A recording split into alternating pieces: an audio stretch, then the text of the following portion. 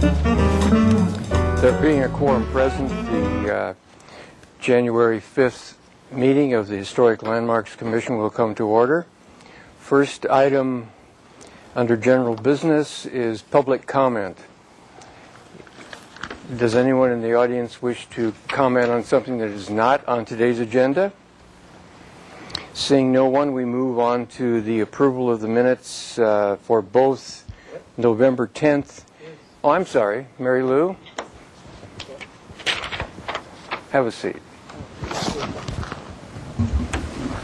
Thank you. Mary Louise Days. I noticed in a recent news press front page story that there might be a tenant for a World War II era hangar out at the airport, and that reminded me that when the airport terminal plans were beginning and the latest airport master plan work was underway, that at least one of the very old hangars in the northeast corner of the main airport property, using two directions, was to be either made a landmark or listed as potentially eligible. And I'd like to kind of remind everybody of that. And I don't know whether that involves this one that's being discussed for rental, but if they haven't been designated, I hope that that will take place, and I'm sure that the administration of the airport would cooperate. But we do need to see to the maintenance of those very oldest ones, because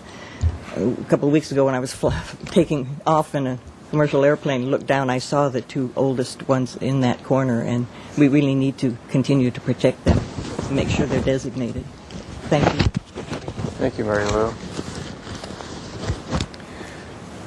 Anybody else wish to comment from the public?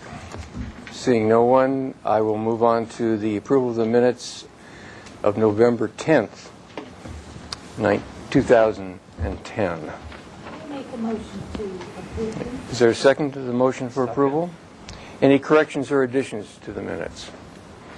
These are the revised draft minutes, incidentally.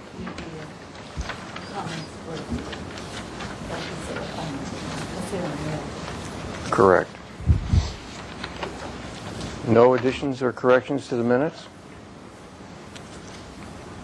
All in favor of the minutes as printed before you, say yay. Yay. And against?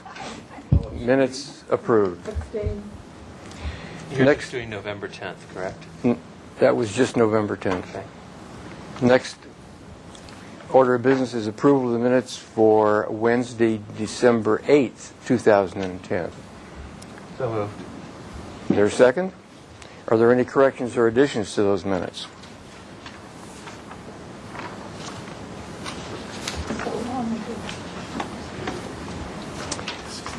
All in favor of the minutes as produced, say aye. Aye. Opposed? Minutes approved. Oh, actually, Sitting abstains. So I shouldn't have voted.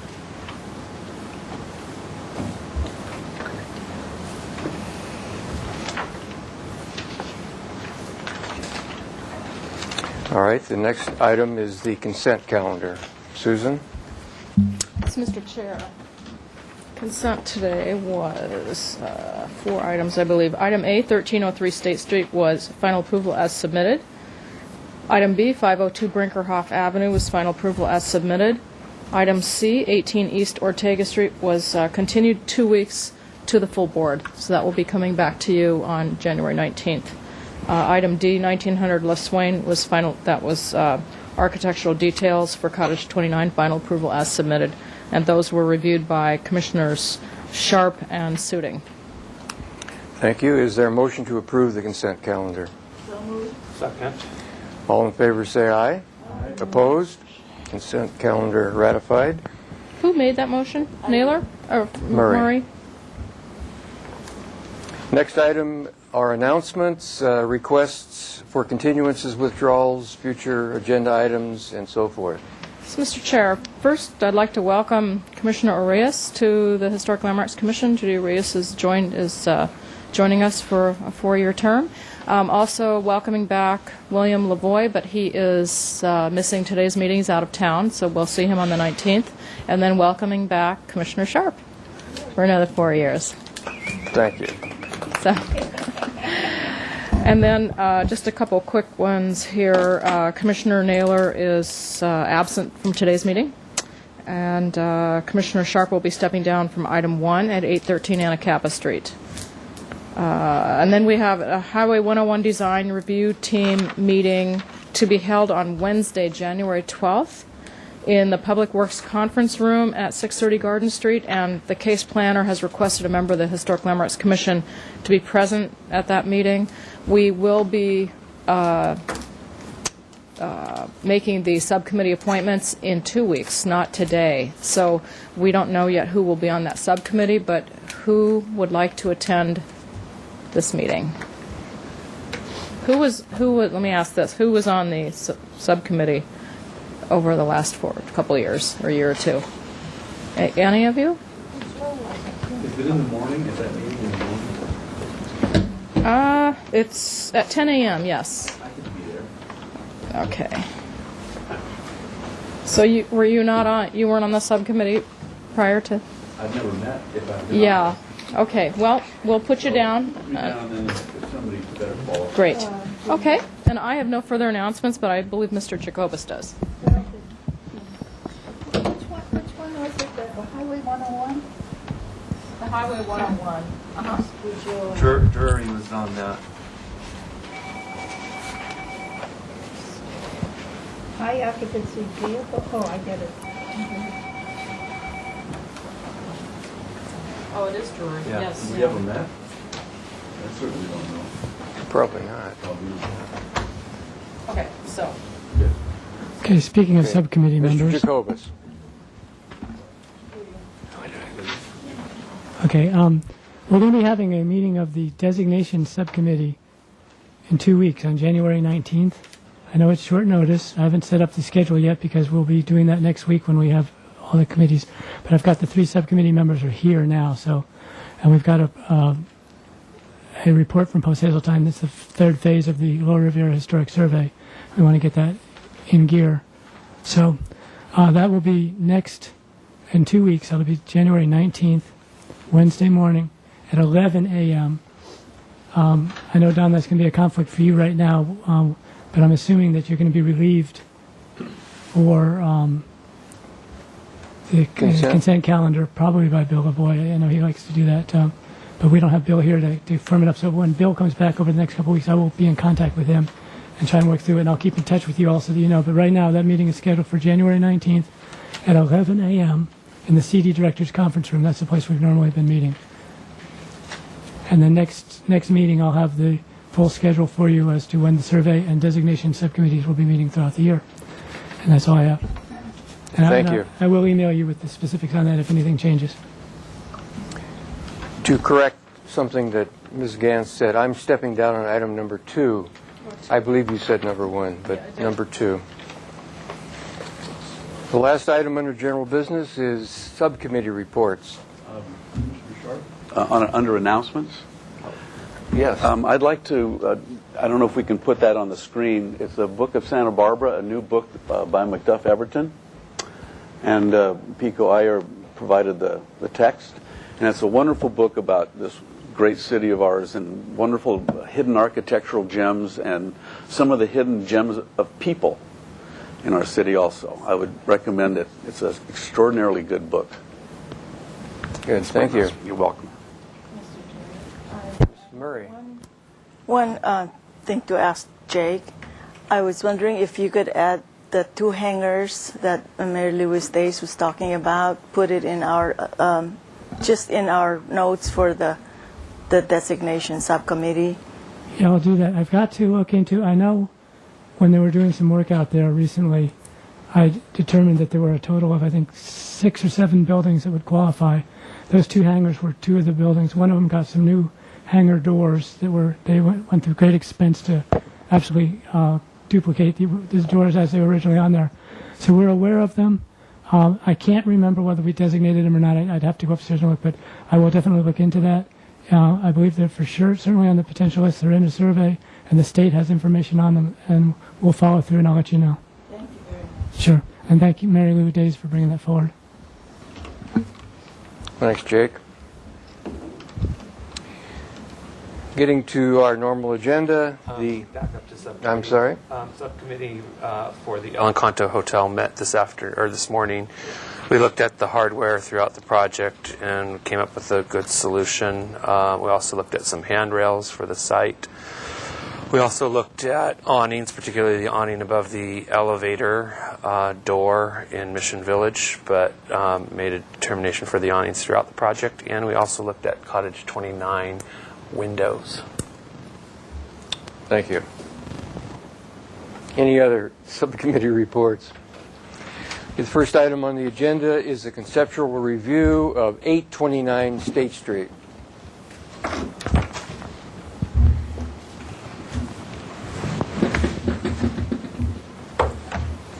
Donna, could I have those photographs? Because I'm going to take you through them in a certain order. Mr. Chair?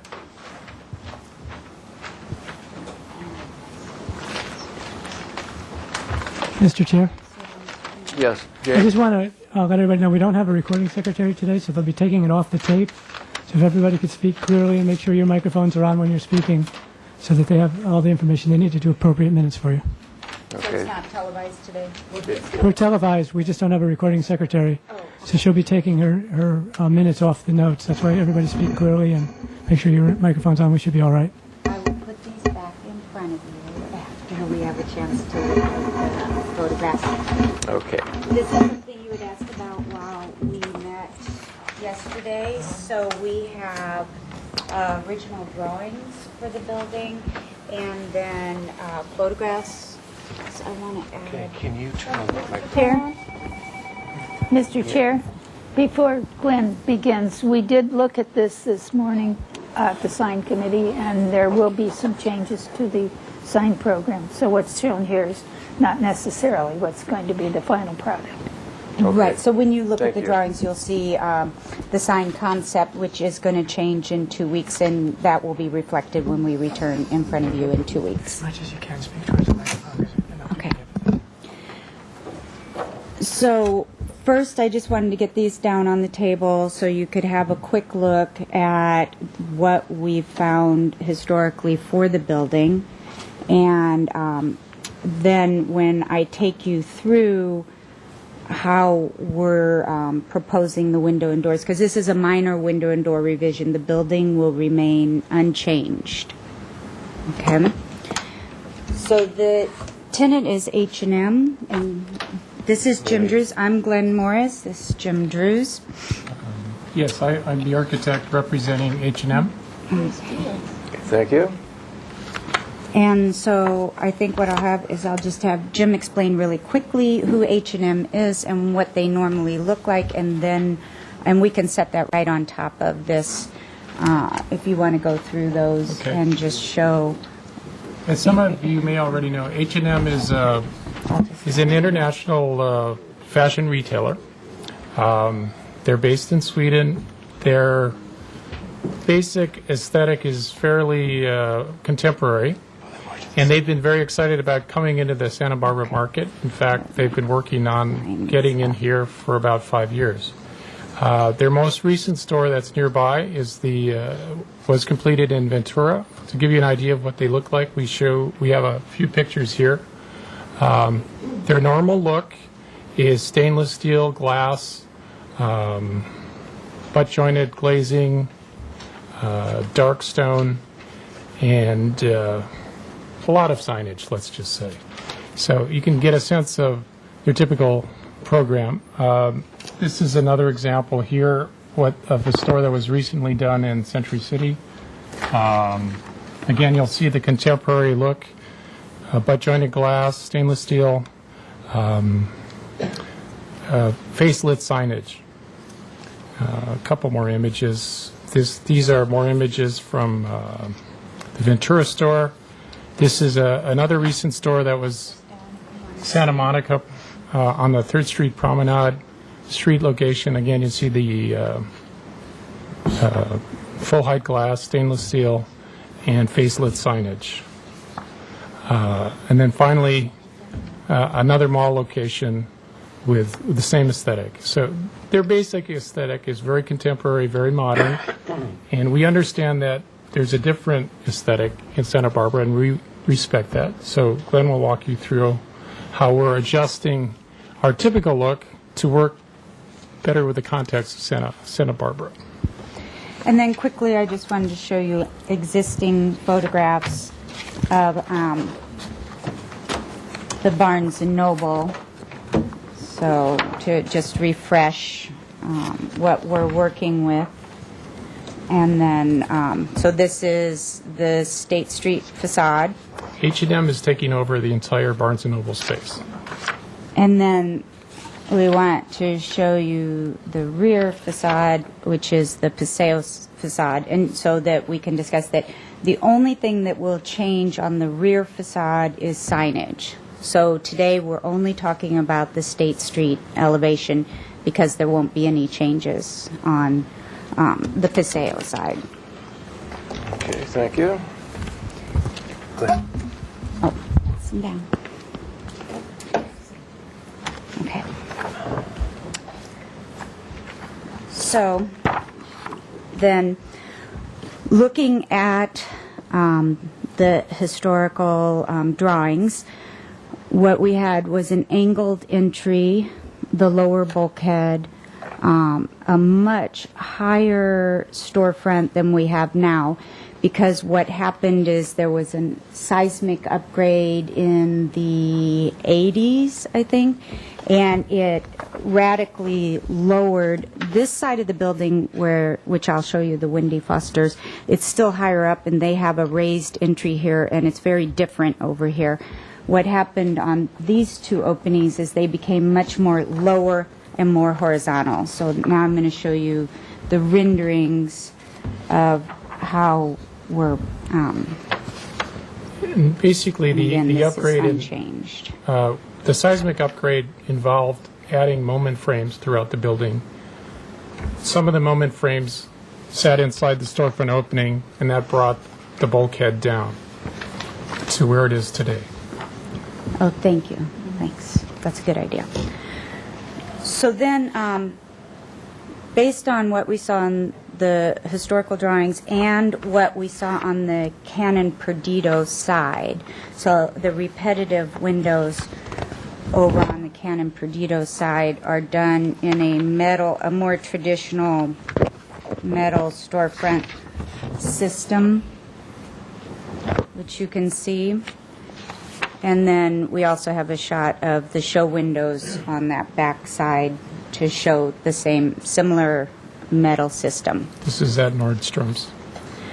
So what we're proposing is the metal window corp window system, which does the triangular metal that emulates the historical steel storefront, which I think you're all familiar with because we've used that a few times. So again, just to show you that. Okay, so now let's go to the drawings.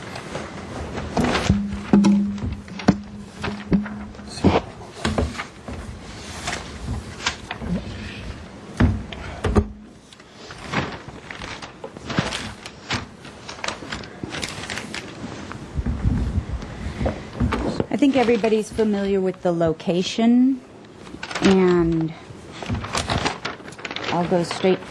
What we did for clarification is we hatched in the base building to show that the Canfield building is not being changed, but we want to show the complete facade so that you can see that the adjacent tenant has this elevated entry, the building has this elevated entry, and then we get to this seismic piece here of this horizontal storefront. So we're showing removing the Barnes & Noble windows and doors and replacing it with the metal window corp system, and then tiling at the base. The position of the tile bulkhead is in the same plane relative to the sidewalk as the existing Barnes & Noble. What we've done is we've made the angled storefront to be closer to the original historic angled storefront. We've taken out these little steps that you see. So from the original drawings, we can see that the storefront was more like this versus the stepping. Yeah.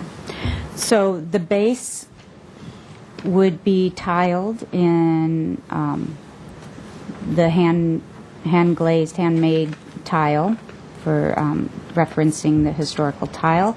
And the metal system would be in this black-green to reference the historic district.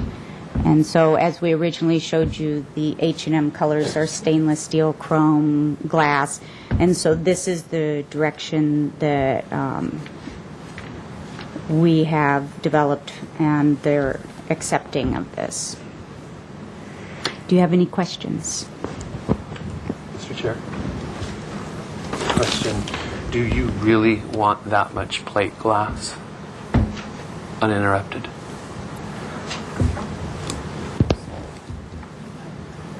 Yes, of course we do. If we could have the whole thing, of course. That's a fair question. From a merchandising point of view, they would much rather have full height glass uninterrupted. That's their aesthetic. We understand that's not the Santa Barbara aesthetic, so we broke it up into mullions that were similar to what we saw at the Nordstrom's window. This is essentially the same concept that we saw in that Nordstrom's display window picture, and that's where that. And it's also similar to what's happening on the Canyon Perdido side. Yes, that's exactly it. A large, unbroken window with the transom above And then tile and at tile the base. below. What is that dimension? Do you know? I don't know, but Can you tell me Is what that longer? dimension That's is? probably longer. It's a fair comment. yes, this is longer. Yes, yes. Roughly twice, I would say.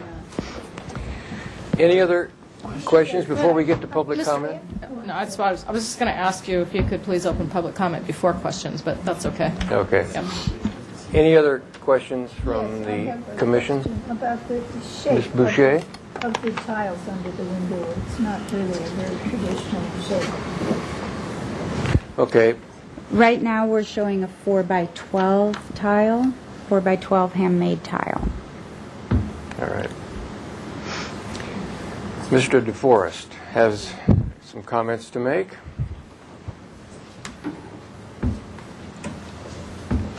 How about over here? There you go.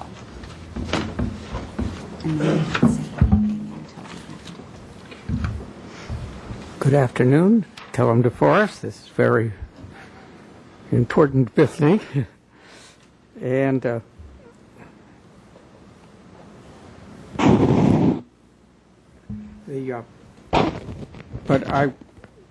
the applicant has not mentioned the guideline, the Paseo Nuevo guidelines, and I wondered if she is, or they have seen that document. And I do also want to point out that emulating what's on Nordstrom's is not the most historic building in Santa Barbara, being very new. I would like the Commission's comments. Does what they propose fit the guidelines? Thank you, Kellam. Any other members of the public wish to address the project at this point? Seeing none, we'll bring it back to the commission and questions or comments. First of all, any questions? Mr. Drury? Could you explain what again, you may have done this already, but what the tiles will look like? Will they all be just that one, black and green? That was our intention, yes. And do we have the Canon Perdido photograph? It's consistent, yes. Yes, that was the idea, to pick up the Canon Perdido elevations. So no other color, no other detail? No. Thank you. Any other questions? Just to point out the Mr. dimensions. Jacobus? Just to point out the dimensions of the tile, that's a Roman tile rather than a Hispanic tile, but it's up to you to decide whether you feel it's appropriate. Thank you. Okay, comments from the commission. Mr. Chair? Phil? We need to have some breakups along that plate there. That's 16 feet wide. That's 11 feet wide. I feel at least one breakup is sufficient. Other commissioners may feel that there needs to be more, but that's not acceptable. That uninterrupted point.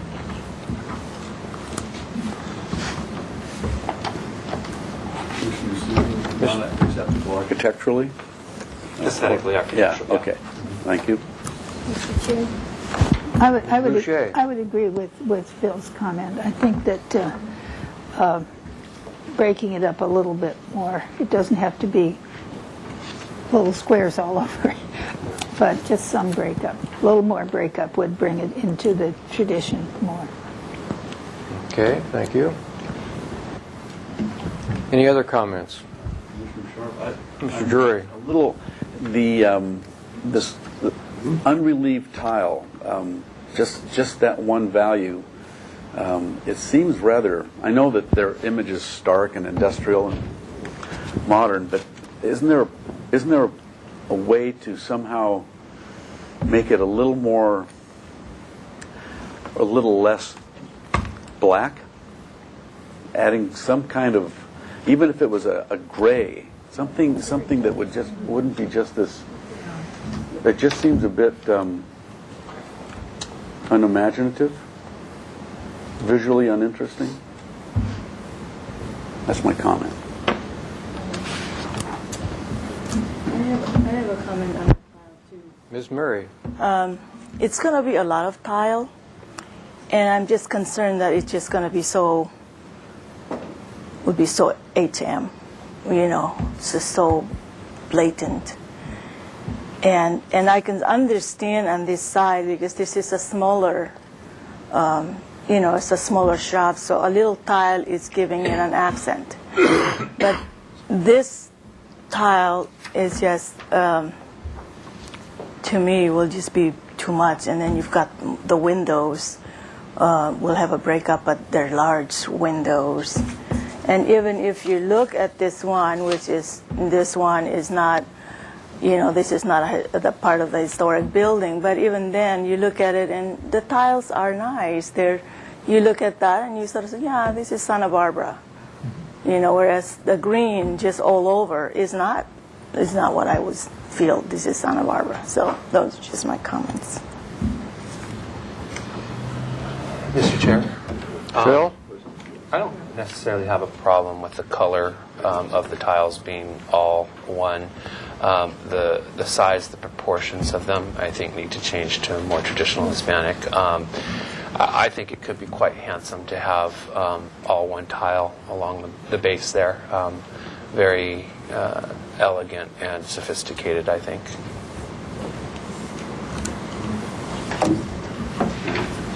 But you feel the shape should vary from what's proposed? Yes, this shape should be a more traditional Hispanic, which would be, like a 4x4, 8x8, something like that, not a rectangle. Thank you. Anyone else have comments? Mrs. Rios? I agree with the windows needing to be broken up. They're too extensive. And as for the tile, I would rather see a tile that has some warmth to it, as opposed to being so starkly. The Spanish tiles are usually. Is your microphone on? Oh, sorry. Well, I'm not used to this. I turned it. It was green. Oh, okay. Well, no, let's see. Not bad for your first try. Anyway, no, I think the windows. When you measure out the windows, they're really extensive. There's no harmony with the continuation of the building. And as for the tiles, I think again it's too stark, and the Spanish tiles have a warmth to them that I would like to see displayed there. But those are my comments.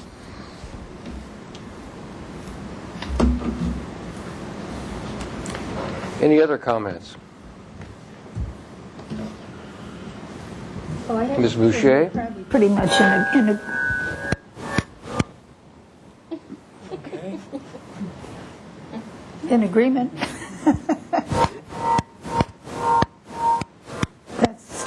What am I doing?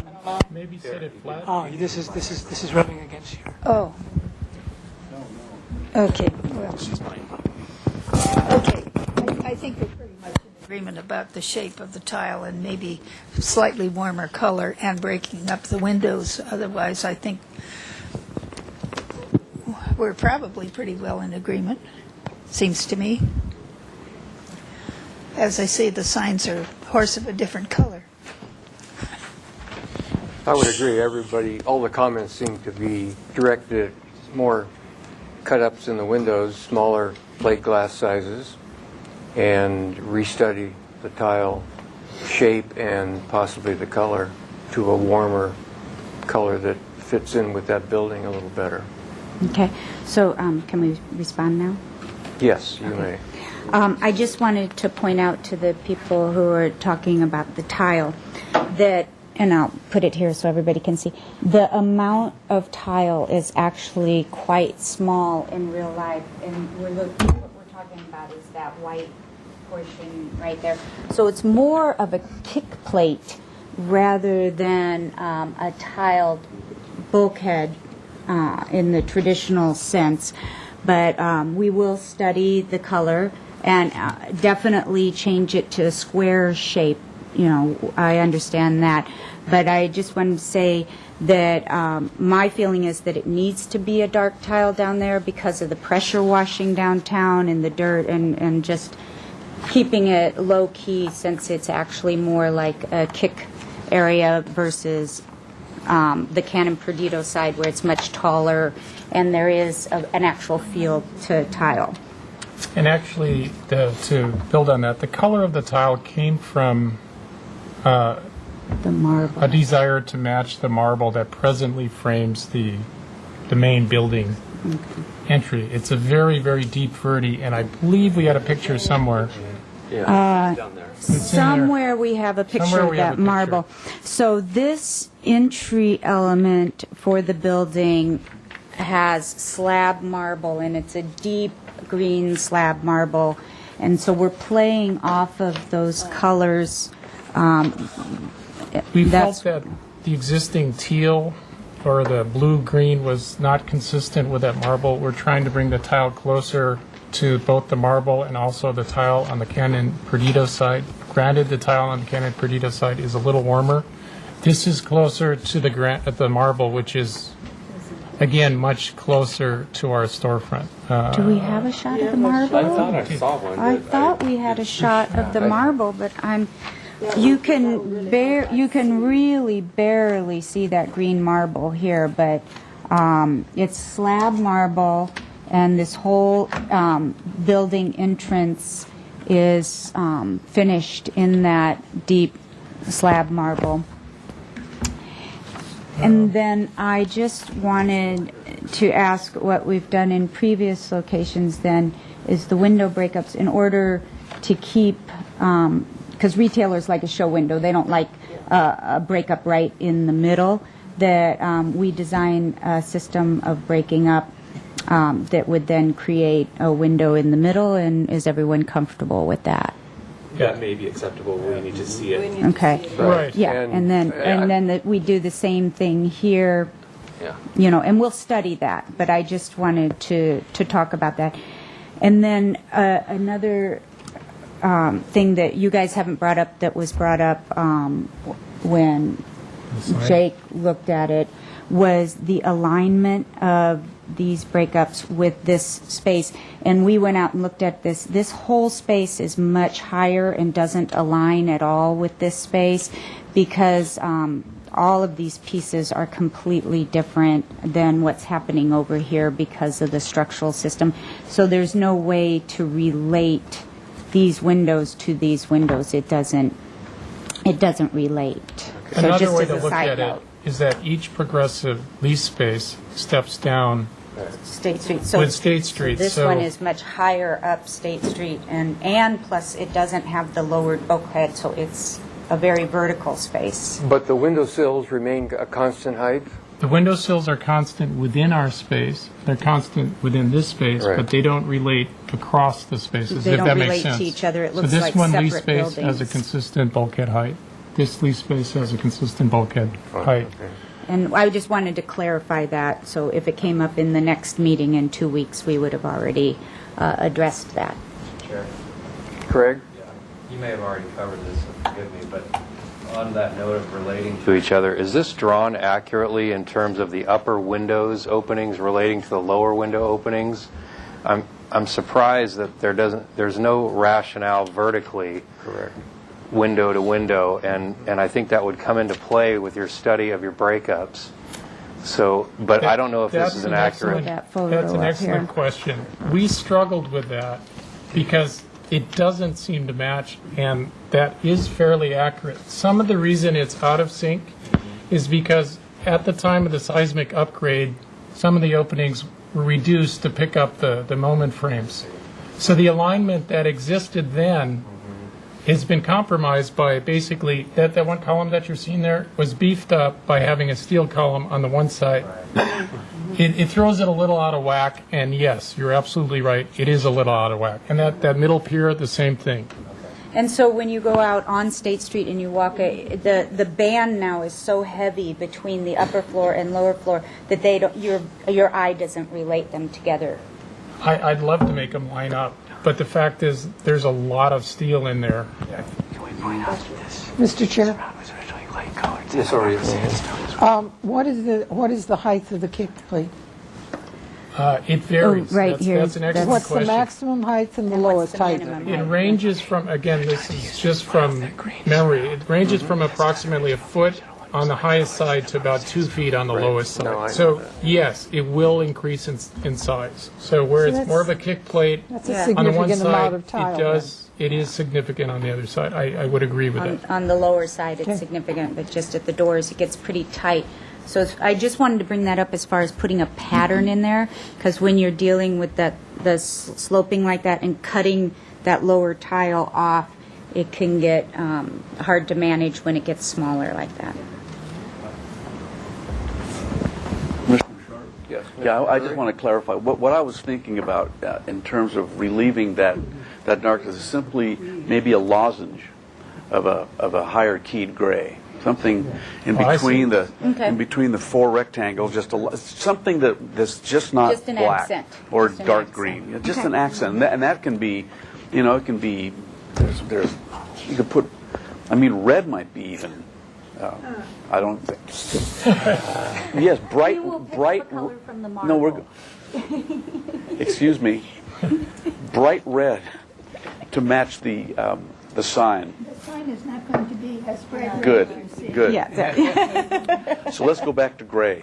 That's my commission. That's my And comment. these are the building owners, Nancy and Ray. They own the building, so that's why they're commenting. Mr. Jacobus pointed out the fact that the original entry was sandstone Yes. and not marble Marble. or green, or so to relate something to that isn't necessarily traditional in what we would like to see.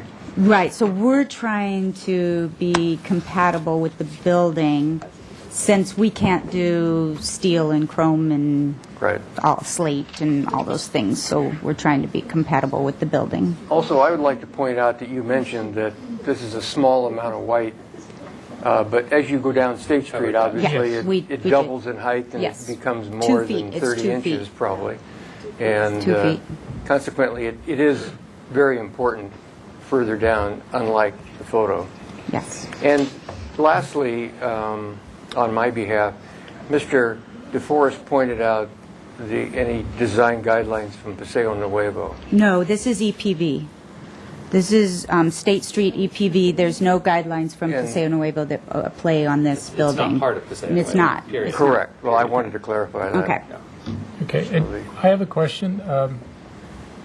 Your comment about the original sandstone versus the stone, The marble. the marble, what would be your preference on that? Because frankly, the sandstone, we don't know what it would be, but we would certainly... Santa Barbara sandstone. Could that maybe be the lozenge base. you're talking about, or Well, you can study it. You have our comments. is that would... Correct. And then the question sort of in principle, would it be hard to reference something that's not there? Would that reference be understood? No. You mean, what do you mean understand? Well, if we introduce an element that relates to something that was lost in the earthquake, is that Does that make any consistent sense? with your guidelines? We were trying to relate to what's there now. What was put there was to bring back that shape at least and the grandness of the entry. But yes, it was a different material, and we're trying to relate to that. So I guess my question is, would you prefer that we relate in color and tone to what's there now, or make a reference back to what was there before? I think you resubmit what you feel you got out of a pretty lengthy discussion. Yeah. Okay, And Thank you very much. we've done our best, I think, to try and be constructive in the critique here. So Yeah, I just wanted to add that this is one of the few buildings on State Street that didn't get Hispanicized after the earthquake. So it's not really, the building itself doesn't really conform necessarily to the strict guidelines anyway. So there may be a little bit of flexibility in there in terms of playing off some of the materials that have appeared at a later time and, time and place. okay, thanks, Jake. Thank you. Thank you Is so there a much. motion? I just have one question. My question is, the color of the window trim, has that been determined, or will it remain Yeah, the same? it's right here. That. Okay, Just thank glam you. along with me. Thank you. It is, yeah. I have those photos. And for me, may I have those? Would you like a 2-week continuance? Yes, please, we would like to come back in 2 Is weeks. there a motion for a 2-week continuance? She already did it. All in favor, say aye. Aye. Opposed? See you in 2 weeks. All right, thank you so much. Susan, do you just want one set, or do you want the two? Okay. We'll have the photographs when you come back. No, Here, you take that one because that's a less complete set. did you get it? Yeah, it is. Thanks for the presentation. Extra.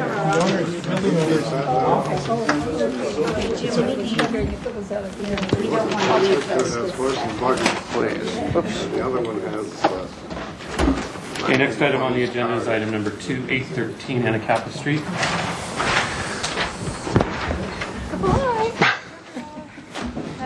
I got that. I got it. It's in my package.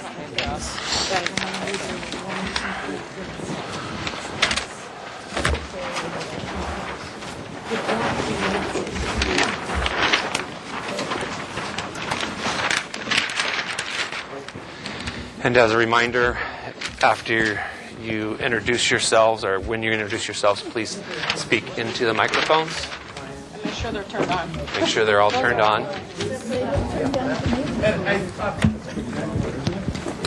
Okay, please introduce yourselves for the record.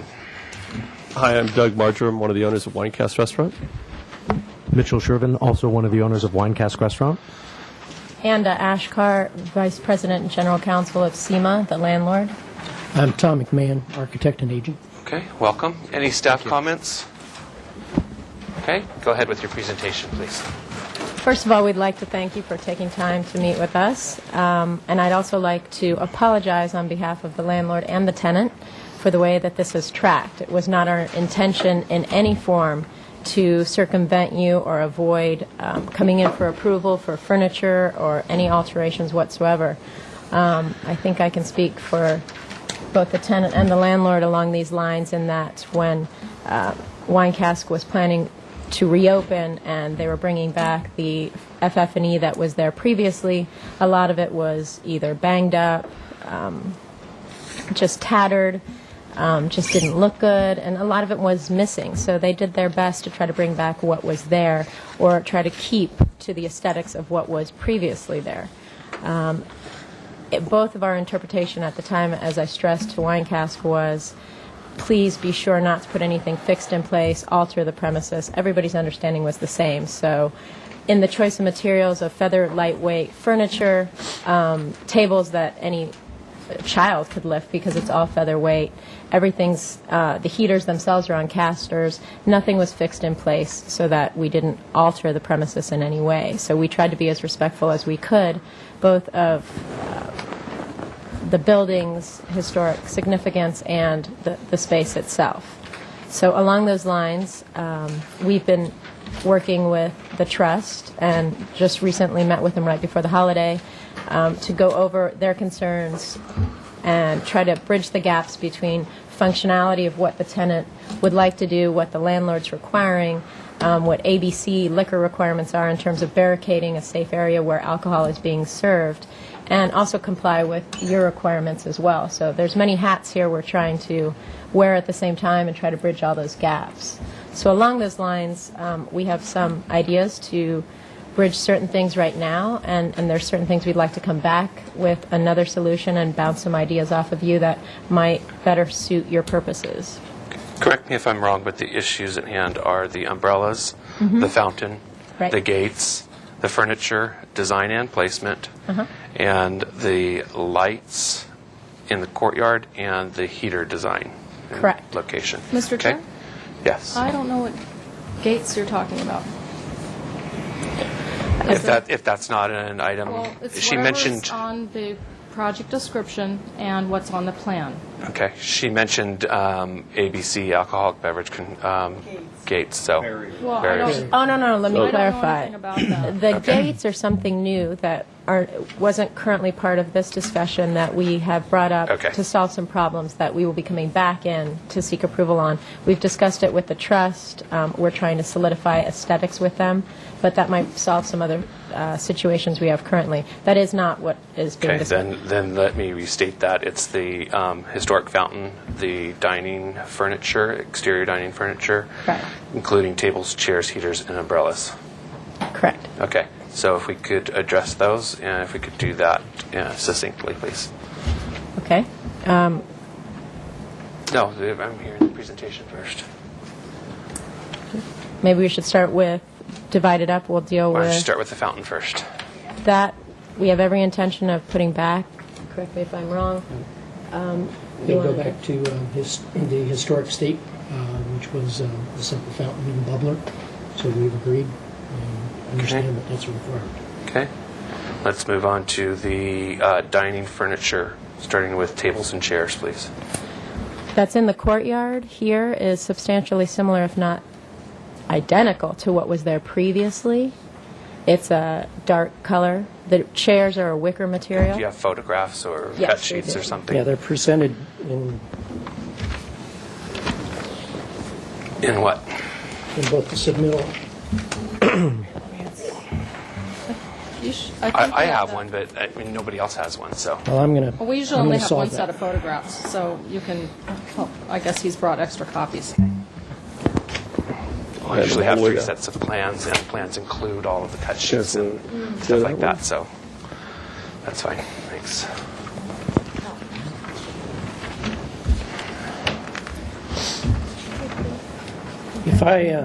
If I can take you to the first 2 pages are just simple descriptions of our responses. Courtyard, the fountain, we agree. It's going to go back to the original state. The interior courtyard used to have leather couches and additional.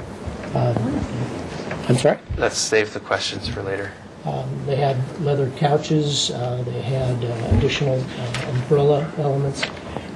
Those are contemplated. We're actually removing those from the interior courtyard, along with 2 umbrellas, and leaving only 3 to remain. The 2-seat tables are existing copper. We'd like to have those remain.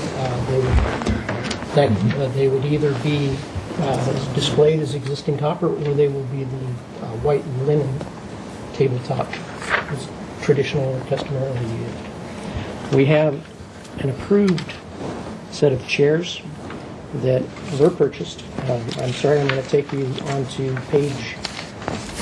the second page of the displays. Interior 1. In here, You have it. Yeah. what you see here are the approved chairs. This is the new configuration in which the umbrellas have been removed, the couches have been removed. If we flip back one page, you'll see how the layout had traditionally been laid out. So, in an effort to develop a much cleaner path of travel through the interior space, we've reallocated, repositioned both table, umbrella, and remove couches within the space. But these are the, as I understand it, Susan, these are the improved chairs. Okay, I actually have pictures of what has been approved. Some of the furniture out there has not been reviewed and approved, and that's why it's part of the enforcement case. Okay. The existing copper tables, I believe, Tom, that you just were talking about, those were never approved previously. They're beautiful tables. It's up to you guys. It seems like a traditional material, but it just hasn't been formally approved. I think those were actually approved in my era from I don't know, I don't have the records of that either, but they were approved because they matched to the copper. Okay, let's not get into a discussion. No, sorry. back and Either forth. way, I mean, do you have a close-up of those copper tables by any chance? it would be In this their package? pictures. I don't believe it's in that package. And then so it was just some of the, I have here what was previously approved in the enforcement case with Mr. Rosenson.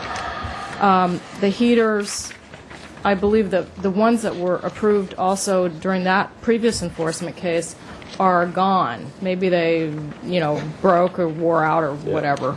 And there are now 2 unapproved styles as part of this enforcement case. And again, I have those pictures. So let me look in, see what I can give you. I don't know about the rest of you, but I am thoroughly confused. I'm very confused. Why we put this in. Maybe I can solve a little Actually, bit of it. hold on a second. Let Ms. Gantz get what she's Okay, looking for. the pictures that I'm going to hand over to you now are what forced the enforcement case. Okay. Let's see those. These are what now? These are the photographs that were taken on site as part of the enforcement. Okay, so this is what triggered the enforcement case. Right. The Thank couches, the low tables. Okay. The heaters. This heater, this table. This is the This copper heater, table. the copper table here. Okay. Okay, and then great. The fountain and this other heater here. And the umbrella is an aluminum poled umbrella, and the last approval from the previous enforcement specifically called out a teak wood pole umbrella. Okay. So that's another thing. I guess these pictures were taken before the umbrellas were out. No, because here's the Here's the umbrella. It's right umbrella, Okay, that's a. There's a Yeah, but they're- market umbrella and there's Exactly, a but- cantilever umbrella.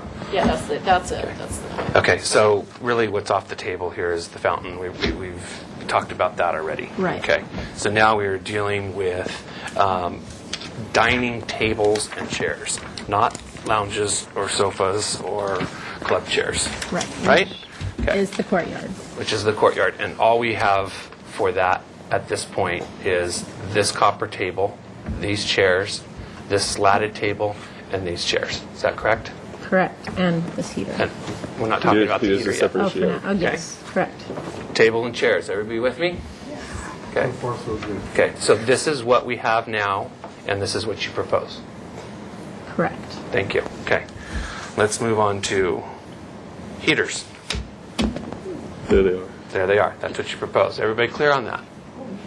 And I'm asking, are you still proposing the copper, the other one in the other photograph? There's No, the one 2 you have styles. here. The one you have here in this photograph is what we're proposing. Just only this one. Yes. The reason being that the copper heaters that you saw in the other photo, they are not destroyed. durable. Every time they get moved, they get banged up. You've seen them. They have dents in them. They just don't withstand the commercial use that they've been put through. Talking about those mushroom type ones? Yeah, the classic style heaters that you stand under that cook the top of your heads. Okay. I believe there's a picture. Sure. These heaters are much more energy efficient. They diffuse the heat on both sides. You need far less of them. So in terms of reducing clutter and ease of ingress and egress, we opted to go in that direction. You could put them out of the way. They don't burn the tops of your heads. They're much more energy efficient. And they're on casters, so they can be moved at any given time out of the way. The other old school style, the heaters that you typically think of, they're just not withstanding, and you can see the picture there. They're extremely inefficient, too, as far as the heating. Okay, so you are no longer proposing We these. do not want to go in that direction. Okay. Next are the umbrellas. Previously, she's correct, there were There were 5. Market umbrellas, with a wooden, a center wooden yeah, pole. typical umbrellas that you think of.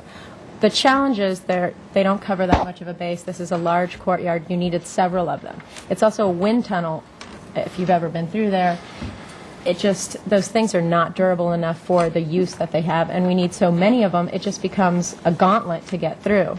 Instead, what we've opted to do is... I want to mention also the trip and fall hazard that the umbrella bases are, because when the umbrellas are out of them, you can't see this large square base that's there to hold up a heavy umbrella. You have to have a base almost 3 feet square, and it's always rusty and terrible looking too. When you're walking, you can't see that base, and the trip and fall hazard on those bases is really quite bad. Okay, and then last but not least, staff, are we looking at the sofas as part of the furniture package that are along Anacapa? Yes. Okay. So what you have now is this, and that includes the sofa, the love seat, the club chairs, and the tables. Is that correct? Correct. Okay. Everybody clear on that? That's what you have now, and that's what you are proposing. It's also the placement of them is also an issue, which is what it's hard to. This would be. Okay. Does that conclude your presentation? Is there anything else? Just for comment on it, some of the ideas that came for some of this furniture and the things I saw in traveling in Europe and seeing some of the design I saw in Spain, and especially the umbrellas, which I think are just a great solution to the horrible umbrella problem we always had as operators, of people tripping over those and always having to take them up and down and move them in and out of the building. And the guys would always carry them over their shoulder and bang the top of the wall, the top of the threshold into the entrance to the restaurant. We move them in and out every night, where these are much more permanent and don't have to be moved. I know they're the most controversial. That and the heaters are probably the two most controversial things for y'all to look at, but they are being used. Both the heater and that umbrella are being used now everywhere, and especially when I saw the umbrellas in visiting Spain. So. Also, it's noteworthy, we only need 3 umbrellas, and where the bases are, they are cantilevered out. They are against this curb, so that people traditionally don't walk along here. It was a trip hazard, so we put the base over here. It arcs out. So here, if you look on the picture that was here previously, it has a very clear walkway. It forces people along the place where there's the highest visibility. See through the whole facade. Okay, you're finished with your presentation. I'm going to open it up for public comment first. A member of the public is Tony Spann. Mr. Spann, if you could find a microphone. Okay. Thank you, Mr. Chair. My name is Tony Spann. I represent the Santa Barbara Trust for Historic Preservation. We submitted a letter. Hopefully all the commissioners have gotten a copy of it. I don't want to read through it. I'm specifically on the what's known as the El Paseo Facade Easement Committee. As some of you may know, the trust holds easement over this property, and certain areas are important to us. We really like the wine cask. We want to see them succeed. There are certain things, however, that we have in our charge to take care of, and as you know, our charge is a little bit different than yours. So I just want to real quickly go through some of them. For example, the umbrellas, although they're not traditional, as a committee we thought they were acceptable. The fountain, I think it's a non-issue. The gates aren't here on a table today. The furniture design is, I think Doug has the right intent. They need to be historically traditional from Europe. The sofas and chairs in the front obviously aren't. I don't think it goes without saying. Also the placement of them as well. The last thing is the heater design. We had a long discussion at the committee. Of course they're not traditional, but in terms of listening to the operator and the number of them being less and not needing to be out all the time on being on wheels, the committee can accept them, as our committee can accept them. So thank you very much, and thank you for all the work you do. Thank you, Mr. Spann. Next member of the public is Mr. Kellam Deforest.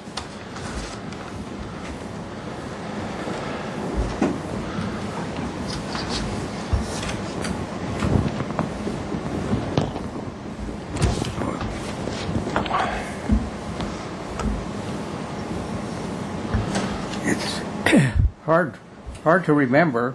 I don't know whether traditionally that back patio where the wine cask dining is now was designed to be a seating area or a serving area, though, but I do hope the Commission will keep in mind in the design of the chairs, table,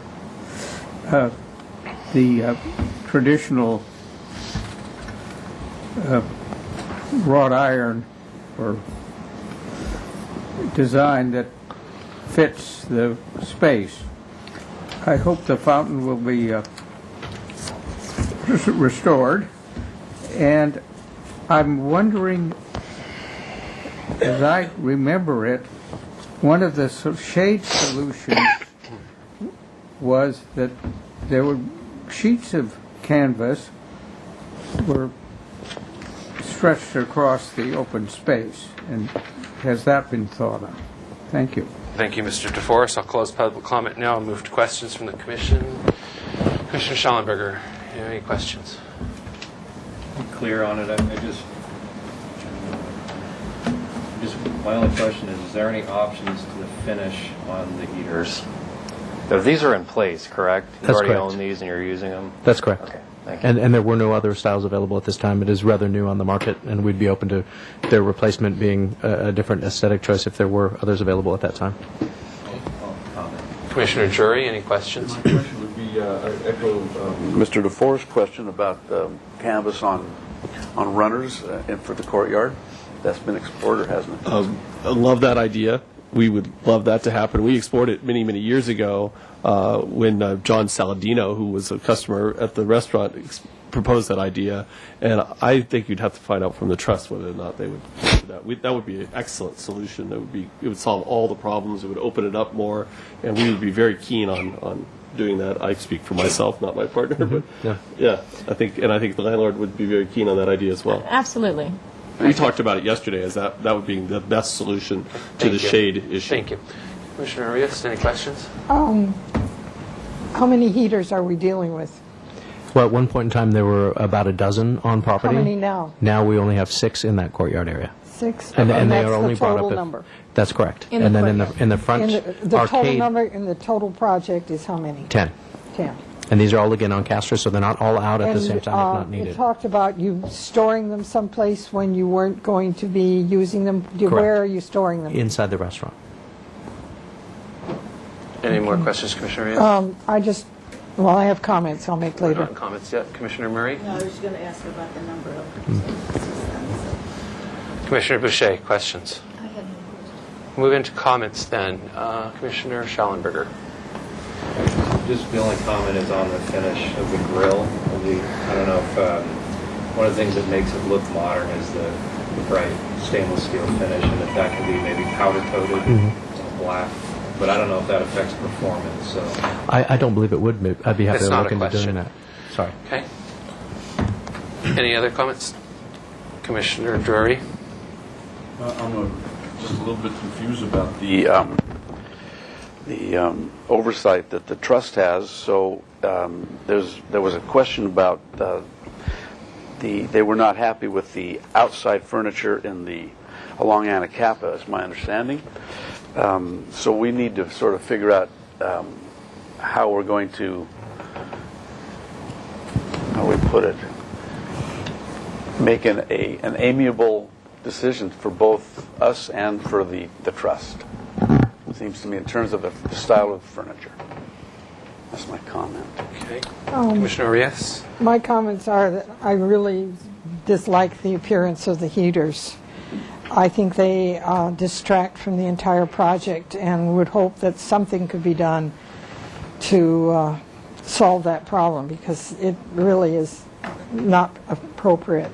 Also, regarding the furniture, having spent many years in Spain, many times in Spain, I would like to see it with more of a Spanish accent.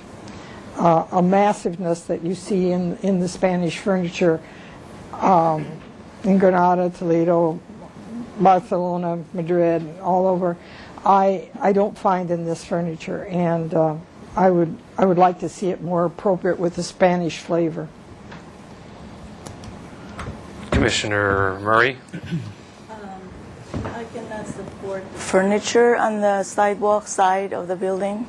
Completely should not be there. I could support the heater because I think it can be moved, and you've heard the other commissioners about the color. I do wonder if they need to be evaluated in the number of them, if there's a way to minimize the number of that you could use and clearly store them, because they definitely take the ambiance and the look of the building. I also, the umbrellas really, even though they're the two of them, I really would prefer if you look into the roll-up umbrellas, because even the way them now, they're too oversized for the setting of the courtyard. So I will definitely, I'm okay with them right now, but I think that other solution would be way better.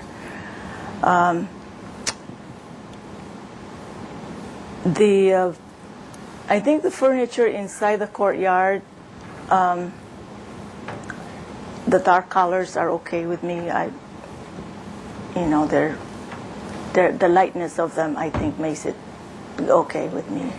But what really struck me is I went over there today and I looked around the buildings, and the furniture on the side, the sidewalk side, it really must just disappear. It's not just the furniture, because I do really support your business and all that. It's just the furniture takes away that feeling of the special effect of that building. And so it's not just, I'm just saying, oh yeah, just remove them. It's really part of that all aesthetics and the historic character of the building as well. That makes you in. So there we go. Okay. Commissioner Boucher? I agree. With what? With the furniture in the arcade here being, with the exception of the two little tables and chairs, being a problem. I love this arcade. I love the ceiling. It's so beautiful that whenever I get there, I go through the arcade rather than down the sidewalk just to love it. And this blocks everything.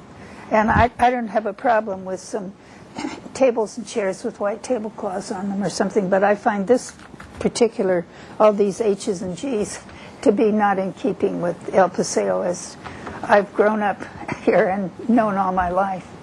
And I really appreciate the wine cask. Okay, I hope you have a good chef. I haven't been there for a while, so. We do. Commissioner Schallenberger. Just that I didn't comment on the furniture. And, I think we also need to be sensitive to sort of the changing use of operations in terms of the way restaurants are competing these days. This is actually quite common in a lot of very traditional locations. I was just in Napa over the holidays. You see this all over the place in Napa and in older buildings than this. This furniture, while it isn't, I agree, it's not a traditional piece of furniture, but it is not uncommon to this type of use. If this were, maybe if this were a public arcade, I could see that there would be an issue. But being a private operator, I think we do need to be sensitive to the use of and current operations. Okay, I'd like to actually take a straw vote on the furniture placement in the arcade along Anacapa. Who cannot support furniture in that arcade? Any furniture, period. No furniture in the arcade. Is that what you want? Vote now. Okay, that's one. No furniture. No furniture in the arcade. Okay, the next question is who can support. Just what? No secretary. Okay, sorry. Secretary, so was there only one person voting She for can watch the television. furniture in the arcade? That is correct. That was, Who was Commissioner Murray. Thank you. Okay, who can support a scaled back configuration of furniture in the arcade? Okay, that's 1, 2, 3, 4, 5. Everybody but Murray. Okay. Okay.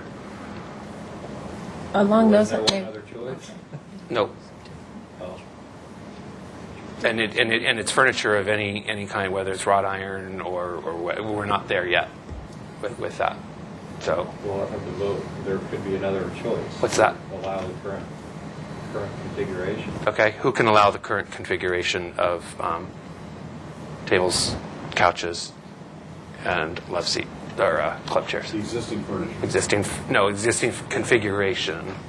That would be one. That would be Commissioner Schellenberger. Okay. Well, I will vote. Commissioner Drury can also support that option. Okay, so it looks like we're looking for a scaled back version of the configuration. Would you like us to resubmit in 2 weeks, or could we bounce some ideas off of you right now? Since we are behind schedule, We'll come back in 2 weeks. please. Okay. Then I'm going to sum up the comments. Okay. Commission supports the restoration of the courtyard fountain. The applicant shall explore different finishes of the heater grill.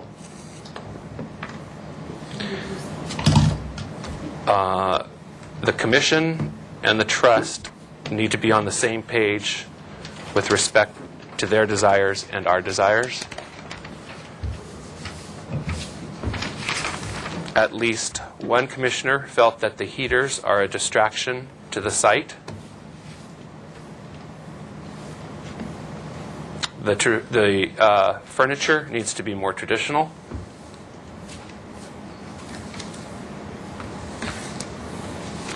And explore umbrella/courtyard covering. Perhaps a rollback overhead canopy is the solution. Mr. Chair, Okay, if I would Commissioner. add just, there was a desire to really check the number of the heaters and see if there was a way to reduce them. Please provide a accurate number of heaters that you desire and see if you can scale that back. Does that help, Susan? Okay, Commissioner Schellenberger. Well, I was just going to suggest, but I don't know now if you're talking about doing the retractable overhead thing. That's going to require some design, but in the interest of time, if you wanted to come back after the next applicant, if you want to go powwow during this time, I don't know, if it would save an agenda item for the next meeting. I'm just thinking. I will defer to Jaime Limon. My recommendation is if you want to have that direction, you give that direction now. Or just, we rarely ask an applicant to return later in the meeting. It's only one, it's such a short meeting today. The commission can vote on it. Well, then let's take a straw vote. Who would like to see this applicant back at 3:15?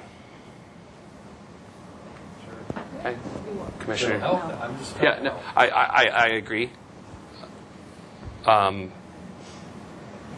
But it is unusual for us to do that, so. Yeah, I don't, because I think it's good to have a whole set of all the different things you're working on. Come back with a whole package. You've heard the commission.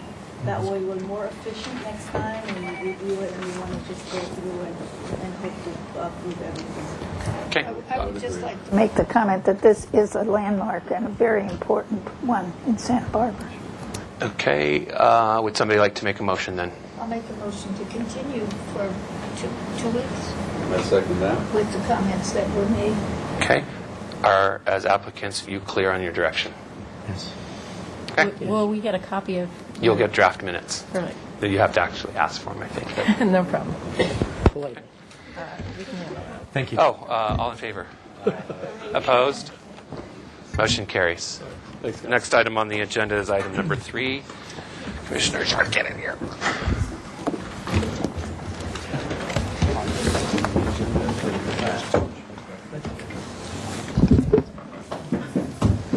And we just need to make sure I have all the photos from what that I brought over. So, and I need to get you in there. Oh, let me give you. I'll give you my card.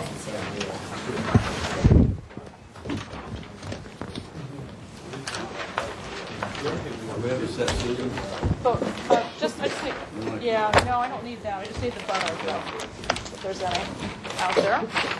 Judy, you want to keep that? Okay,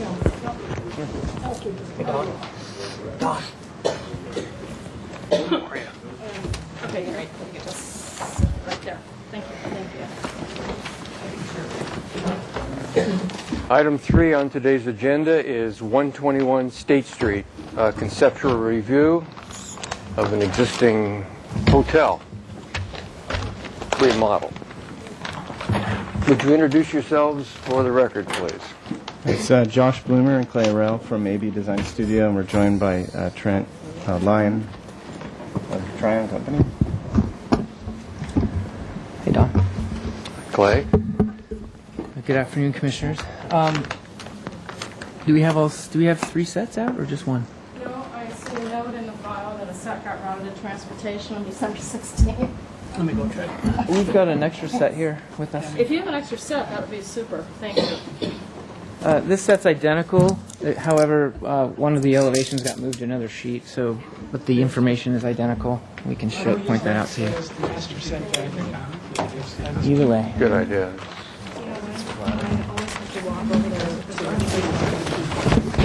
Sorry? For records, everything you've got on here that's different will be on our records. That's the way to do it. Okay, no problem. More of Okay, an in-house thing. presentation, please. Great. I'd like to first start off with there was an article in the news press today, and I didn't read it till I walked in here. But just for the record, the news press had contacted our office, and we simply stated that they needed to talk to the owner, and the owner has made comments in the article, and some of them are more related to the interior than the exterior. So we're actually here today about the exterior. The interior of this project, we're doing a full remodel of the hotel. It used to be a 50-bed hotel with common restrooms or bathrooms, and what we're doing now is keeping the same shell. Sorry? Very European. Yeah, exactly. We're actually reducing the room count in order to facilitate restrooms for every room. So the hotel is staying a hotel. It's just being reconfigured on the interior. That is under process right now, and what we're here today for is simply the exterior changes. I'll run through a couple things quickly. We've met with Mr. Jacobus on this project previous. He gave us some comments about some of the canopies up here. We'll address some of those. The building, do we have photos in here? Let's see if we got photos in here. Right. Yeah, we'll go to the photos. So this page has photos. Looks like everybody's got color. That's good. Here's the building as it is today. A couple things to note about the building. It has these sort of deep blue awnings on the front.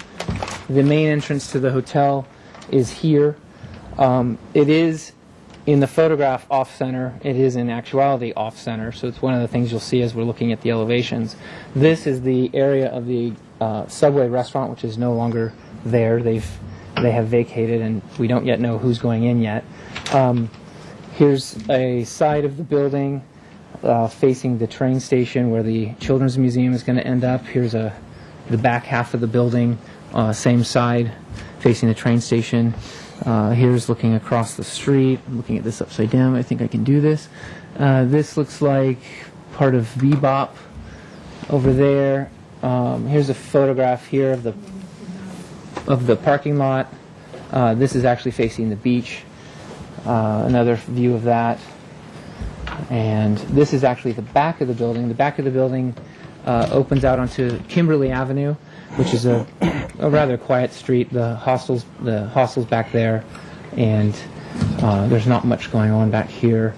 Here's just some context. Here's the empty lot across the street where the Entrada is planned. Here's a street across the street on Kimberley from our back entrance. This, I can't tell. That looks like the empty lot where the Children's Museum is going to be going. Here's the Californian down the street, which we all know. I'm not sure where this is from here. I can't tell looking upside down. I know this is the back of the Bebop building, which is directly adjacent to us. And there's the train station. That's escaping me right now, upside down. Apologize for that. Is that the hostel? Thanks. I haven't spent much time over there. So the building, as you can see, is somewhat of a, I think Jake said it best, it's kind of a utilitarian type building.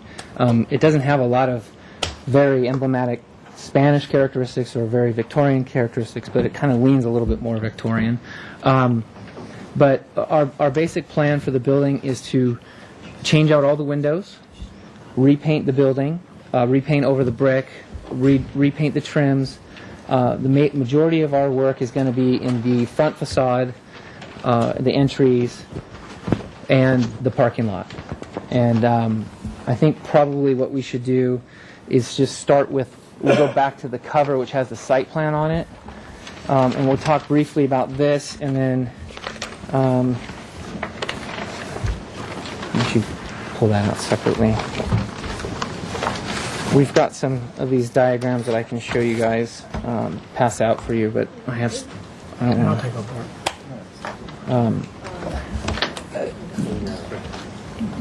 Oh, you're looking for the, there's the site here, California is right here, Fernsworth is there, train tracks run through right here. There's the 101, so it's just south of the 101. As I mentioned, obviously State Street's here, and then I mentioned Kimberley's on the back. We're really not focusing our efforts back here, we're just cleaning up the back of the building. This is an existing parking lot that we're working on, and right now it's an asphalt paved lot. It has some striping, some of it's been faded. There's really not much there, but as part of our remodel process, we definitely have to provide ADA parking, which we're doing. What we have is a 50-foot lot here, and to have a single loaded aisle, we need 46 feet minimum, so what we're doing is balancing both ends with some planting strips. We're also doing a finger planter because we have 9 spaces. We're proposing some sort of a canopy tree here yet, in this location, yet to be determined. And primarily what we're trying to do is push the water to this property line and create a mini bioswale, if you will, low vegetation, a way to collect the water, push it off the site, and clean it before it gets out into the storm drain. This is an area where we're doing an enclosure for trash. This will service the hotel and the future restaurant tenant, which is where Subway was. We also have a bunch of ground-mounted equipment that we need for the hotel, condensers and whatnot, and there's some HVAC equipment here that serves the restaurant. This is actually existing today. This scope here is all new, and we're doing a concrete pad here for offloading the trash for trash service. Along the northern property line is a fence with a whole bunch of bougainvillea and growth along this side. This is just the building on the property line for all intents and purposes. On the south side is this face and then Bebop, which pretty much blocks this facade from really anything. So at the ground level, we've got really no visual sight of what's going on in these areas. These 2 side yards here are really planned to just be landscaped areas, and we're going to propose something that's not in this set later on in the meeting about doing some ground level stuff out here for some of the rooms. This is a CMU retaining wall with plaster, 6 feet high, with a wood trellis over the top. Here's just to kind of walk you through the parking lot design a little bit. This is just a quick rendering of what we're trying to do. Again, related to this, if we're on camera. Here's State Street. Here's the existing trees. We have a existing site wall here and here, existing newsstands. We're going to do our ADA spot and then a series of parking spaces with a canopy tree. We're looking at vine pocketing along this wall to sort of mask it, as you can see in this rendering here. Sorry, Donald, if I can borrow that. I'm sorry, this is these two match. That's what's there. Yeah, exactly. They're a little bit off on the perspective, but that's the same zone. Thank you. And then we're really trying to green up the edge a little bit. We don't have much to work with because we're on a really tight lot, but we are trying to provide some way to capture runoff, filter it, be responsible that way. And then on the others, right now there's a construction fence, if anybody's been down there recently. The Bebop here, there's a big construction fence that kind of wraps around it. And there's a landscape, there's about, I think, 3 or 4 feet of landscaping on this side of the property line. And there's no barrier besides the construction fence at this point. Not that we're trying to push water off onto their end, but we probably would be borrowing some landscaping from them, depending on whatever happens on that property. But at this point, we're planning on just kind of low vegetation, bioswale type, capturing water before it gets out off the site. And you mentioned the parking lot lighting. Yeah, and so a couple things. We've been talking about lighting, and there's been some different ideas that we've been toying with. We're talking about doing potentially a few wall sconces here, sort of nicely done, downward casting, wrought iron style, and then probably doing a couple sort of custom small bollards that aren't going to provide a lot of light, but it will just shed a little light out into the parking lot, because at night there's nothing out here at night. There's some existing floods on the building and whatnot that we'll be removing. But that's the general goal here. The idea for covering the trellis or covering this area with trellis material is to protect the sight lines from the rooms that are up here, so that they're not looking down at a trash dump and mechanical equipment. That's pretty much it for the site at this point. And then I think the front facade is probably going to have the most conversation, so I want to go quickly to the elevations that we have for the rest of the building. These are the existing elevations here, north and south. You can see we have a series of double hung windows. We're planning to replace all of the windows in the property. They were replaced some time ago with aluminum windows with single pane, and they're really bad, so we're trying to put something back that would be more in character and be more efficient, both from an energy standpoint and noise on the north side with the train going by. We have, so really on these elevations there's not much changing, it's really paint colors. And I brought some colors with us to sort of show you where we're going in terms of our thought. This is the Kimberley Avenue, the back of the building, and again, there's really no change from existing to proposed. We've got the building here. We're gonna clean it up and paint it, and we're gonna kind of move along. There'll be a new door, and the new windows will be changed. And there's these are existing fences that are here that we're just going to repair and clean up. We're not going to worry so much about those. But we can dive into the front. The State Street elevation, the existing elevation is here. And as I was mentioning, the entry to the hotel is actually off-centered, so it's kind of an interesting is the right word, but we have an odd situation to sort of deal with as we're doing this. There's a raised panel wood door that was for Subway, which seemed a little out of place, and an aluminum storefront and things in here.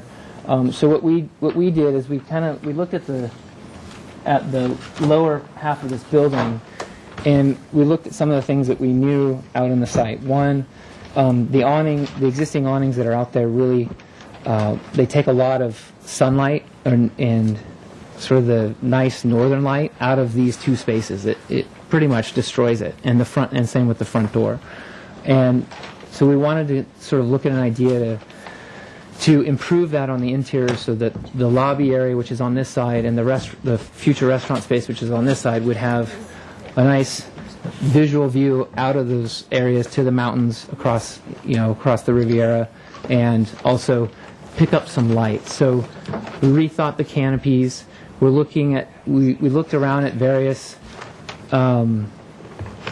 sites in town, if you will, and looked at other canopies and tried to stay away from the awning so much, except for at the front. We felt like it would be nice to do an awning sort of announcing the hotel and keep the sides a little less predominant in the design aesthetic. So what we've come up with is and you've got a rendering here, this is just a quick rendering of what we were looking at the front. And I'm showing signage, and I'll talk about that in a second, but if we can just talk about the awnings.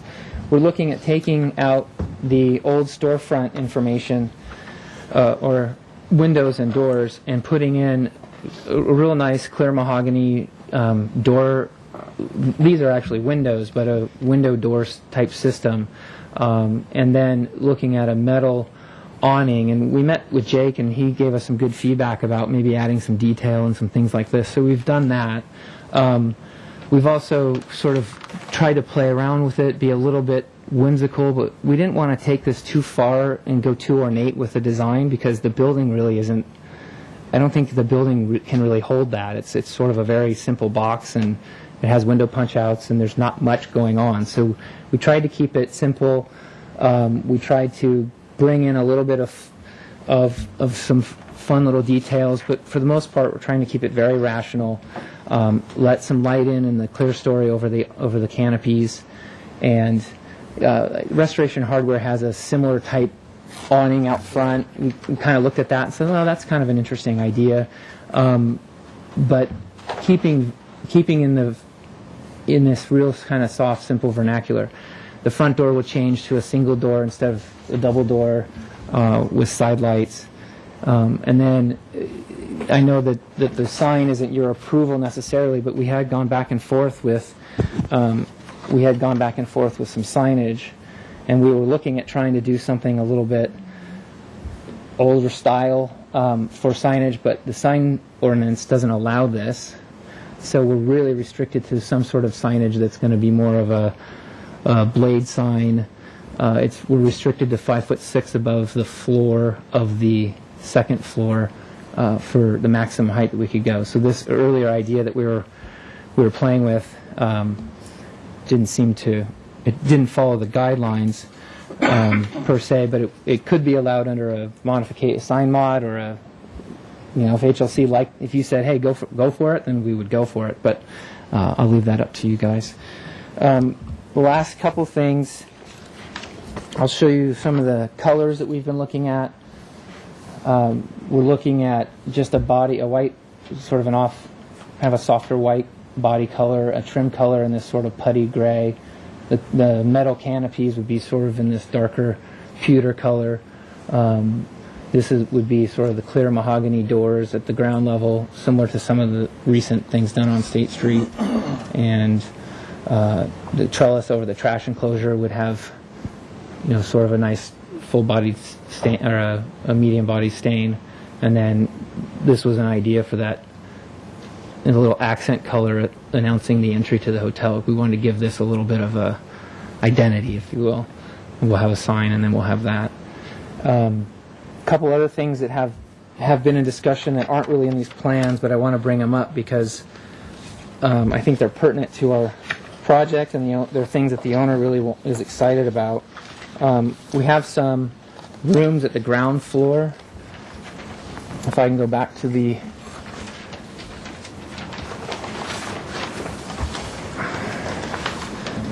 floor plan for a second.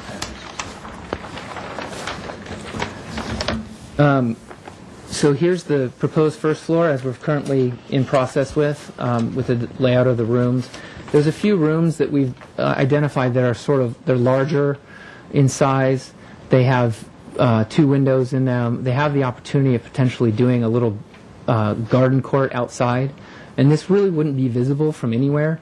It's more of an interior court, but we're liking this idea. We wanted to run it by the commission and see where you were at. We've done a little design vignette of kind of coming out of that room. They could have their own little private deck. The thing about this hotel, the rooms are tiny. They're really, really small. The rooms are small, the bathrooms are small, so any way to sort of capture a little bit more of the site and utilize it as an amenity is going to be a really, really big selling point for this hotel, we think. We've also been looking at maybe configuring some of these other rooms and maybe on the ground floor dropping all the windows down to sill or down to grade, so that we could have the potential of opening up all of our doors or all of our rooms to some individual garden patios. For instance, you could have a little garden patio like this for that guy, and you could have another one like this, and so on and so forth. So that's an area that we wanted to explore with the board of the commission, and would appreciate some comment in that direction, both for what we're trying to do with these two rooms, but more importantly, would you support that at the ground level all the way down? And I'll leave that at that. The other portion that we haven't, and these are things that have kind of come up since we've submitted to you all, are there's these upstairs roof decks. So we've been looking at making them, they're existing right now. They use them for just going out there and sitting. There's actually nice views of the train station and the Riviera sort of around the corner. This actually looks a little bit through the Bebop and down State Street, but this is an exterior improvement, but it's pretty minor. Probably a new finish on the floor here, probably cleaning up, painting, new windows and doors, that sort of thing. But that's something that we're doing in here, so we'd appreciate some comment from the commission on those. And yeah, we're going to talk about that.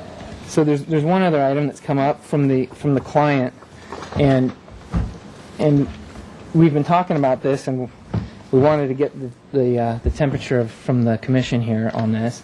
But there's been some discussion about taking the south wall, this wall here of the hotel, and turning it basically into a vegetative wall, and doing a sort of green screen type idea.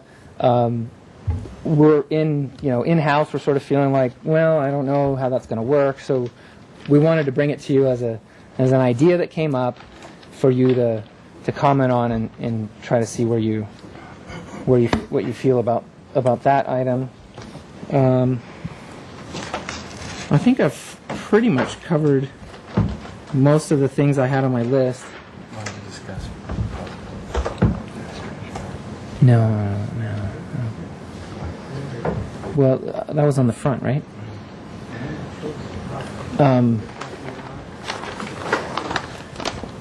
So back to the front for a second. Sorry, I forgot of this one.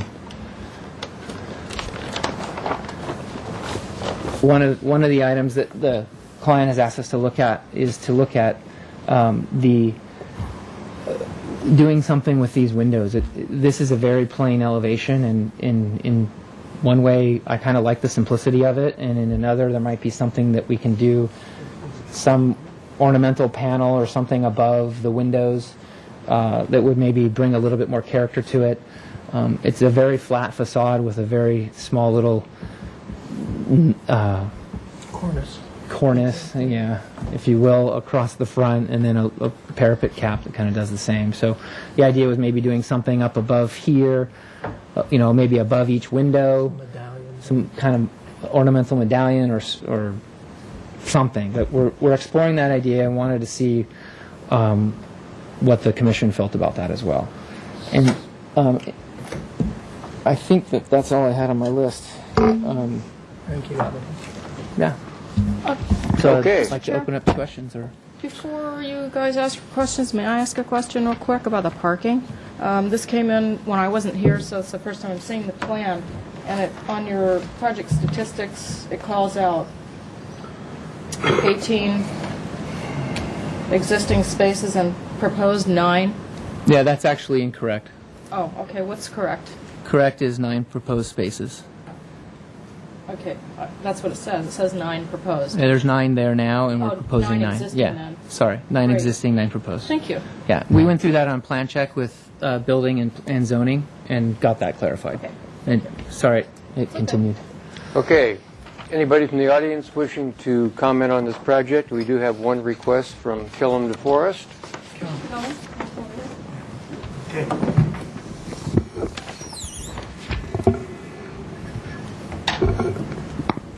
Yes, I have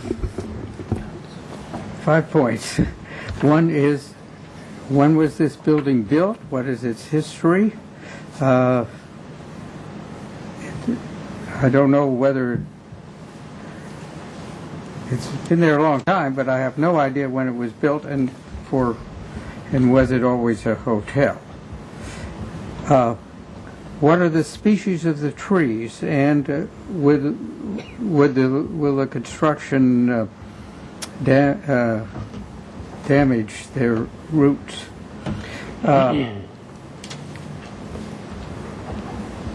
Are the aluminum windows to be replaced by wood to conform to the EPV guidelines?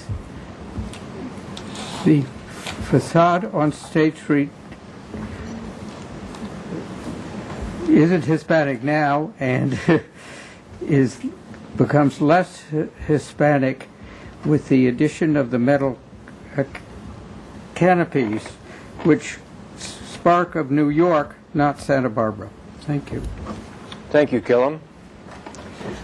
Anyone else in the audience wishing to comment? Seeing no one, I'll return it back to the Commission for questions. Mr. Chair? Phil. Has transportation looked at the parking lot and, in particular, this space and the backing and getting out on that? Actually, we have not reviewed this with transportation. We've gone through the guidelines and looked at backing up. There's what we've interpreted, because I've read it 3 or 4 times and like, okay, well, it's not clear as day. But what I've interpreted is that as long as there's a backup space to pull out, then you're fine. The distance from here to here isn't mandated. At least that's what I've interpreted from the guidelines. Okay. So. And the second question, is this roof deck visible from State Street? I don't think it is, but I mean, would you get a peek at it? This one from surely here? isn't. This one is not. Okay. If you put umbrellas on it, are you going to see it? This one is visible now, but if they end up building the Children's Museum, you'll never see it. And then, is this an actual building here? Yes, that's the You beam. might want to point out, too, that this has an existing overhead. It has a beam trellis kind of going like this right now today. Okay. It has If you could provide some photos of that, just to kind of get that absolutely. captured, that would be helpful. And then the last question I have is for staff. Are public right-of-way improvements is this project going to trigger public right-of-way improvements? I can't answer that. It did get sent to transportation, and they reviewed it, and they had no problems with Transportation? it. Transportation, yes. But you I don't don't know about sidewalk or right away. On a couple items, if you want. So you don't? Yeah. Okay. Can't answer that. Do you know something different? There's a couple utility hot taps that we'll have to make across the city sidewalk. Okay. I was actually talking more about the sidewalk improvements that are, as you know, part of State Street above the freeway, Right. and will soon be part of the east side of State Street. Hopefully, if everything goes right, but. Right, which includes an increased width of the sidewalk and narrowing of the street. So I would imagine that this little bit of frontage won't happen until it all happens. Okay. So that's what we're anticipating, is that we'll make no sidewalk improvements. Okay. Anticipating that something may happen in the future. You might have a conversation with somebody over there, because I remember when this happened on another project. Oh. You wouldn't want to waste money by making your improvements and then a year and a half down the road having it torn up. We're not going to make any public right-of-way improvements. Okay. Because we anticipate that likely it'll be torn out and redone sometime in the future. And as part of the La Entrada project, there's a street narrowing or sidewalk widening, whichever way you swing on that one. But at any rate, it starts right around here, from what I've seen, and that's, who knows when that's slated to occur, if at all. But I think our project, in the grand scheme of things, I don't think it meets the threshold to require. That work's already bonded and paid for and ready to go whenever they get it done. But ours would just be aware. Just be our aware improvements of it. are on our property. Okay. Yeah, just be aware of it. I don't know what might trigger it or what might not, or who's going to pay for that, who's going to design it, how it's going to get done. But it's probably one of those links, because the Children's Museum, I'm sure, is going to have to do their frontage. Mm-hmm. And just look into it. Okay. Those are all the questions. Mr. Jacobus, did you want to talk about the history of the building, if you have any information? It's been a while since I looked at this. This was, I looked up the information on it when they were starting with the Children's Museum because of the adjacency. I don't remember the exact date of construction. It was around the turn of the century. It's an old railroad hotel, the Neil being another one on the other side of the station. Oftentimes the trains would stop overnight. So you had these very inexpensive accommodations for people that wanted to, just hop off the train and have somewhere to sleep. The Neil Hotel is also known for having the Southern California's longest continuous bar, which was sort of their claim to fame. Of course, it's gone. It was a lunch bar. This hotel was a little lesser standard. That Neil might have been a 3-star by today's standards. This was probably a 1-star. So it's just the building's basically very functional. Has almost no architectural ornamentation whatsoever. The storefront's been remodeled numerous times, so we don't really have any indication as to what was there originally. As far as the canopies go, we leave that up to this commission to determine whether they're appropriate or not. They fit the style of architecture. They're not Hispanic, but they do exist in another place in the city. Interestingly enough, when Kellam said that looks New York, actually it looks Houston. If you go to downtown Houston's historic district, all the sidewalks are covered with these, just like this, only they extend 8 feet out over the sidewalk, and the sidewalks are 2 feet up in the air with a series of steps so that when the bayou floods, you don't get wet. It's still like an old western town. So, but there is precedent for having a canopy system. But it's up to the commission to determine whether you feel this is the appropriate system or not. But the building is pretty much its architectural interest is just in its utilitarian simpleness. Okay. To it. Thank you. Questions? Just to clarify one of the questions that Mr. Forrest asked, photograph number 4 on sheet T5 does show a view toward the roof deck. If you look at basically the center of the building there, it's very minimal. I'll get you there. And then I do have a question. Here. So, actually, this one in There, and there's that little. It has a little. It's not even really a trellis. It's just a. Yeah. So then the question, on the follow-up on Mr. Ducobus' comments, did your study of the building ever reveal that the brick was ever expressed, or was it always painted? We don't actually know that on the exterior. On the interior, however, as part of our design, we are expressing it on the interior. Mm-hmm. Okay, thank you. Mr. Chair. Mr. Rios. A couple of questions. Are you aware that you're in the floodplain? We are. Are you taking any steps to try and reduce the impact of potential flooding to the site? We are working through those issues with the building department. Yes. Because flood insurance is very expensive. Also,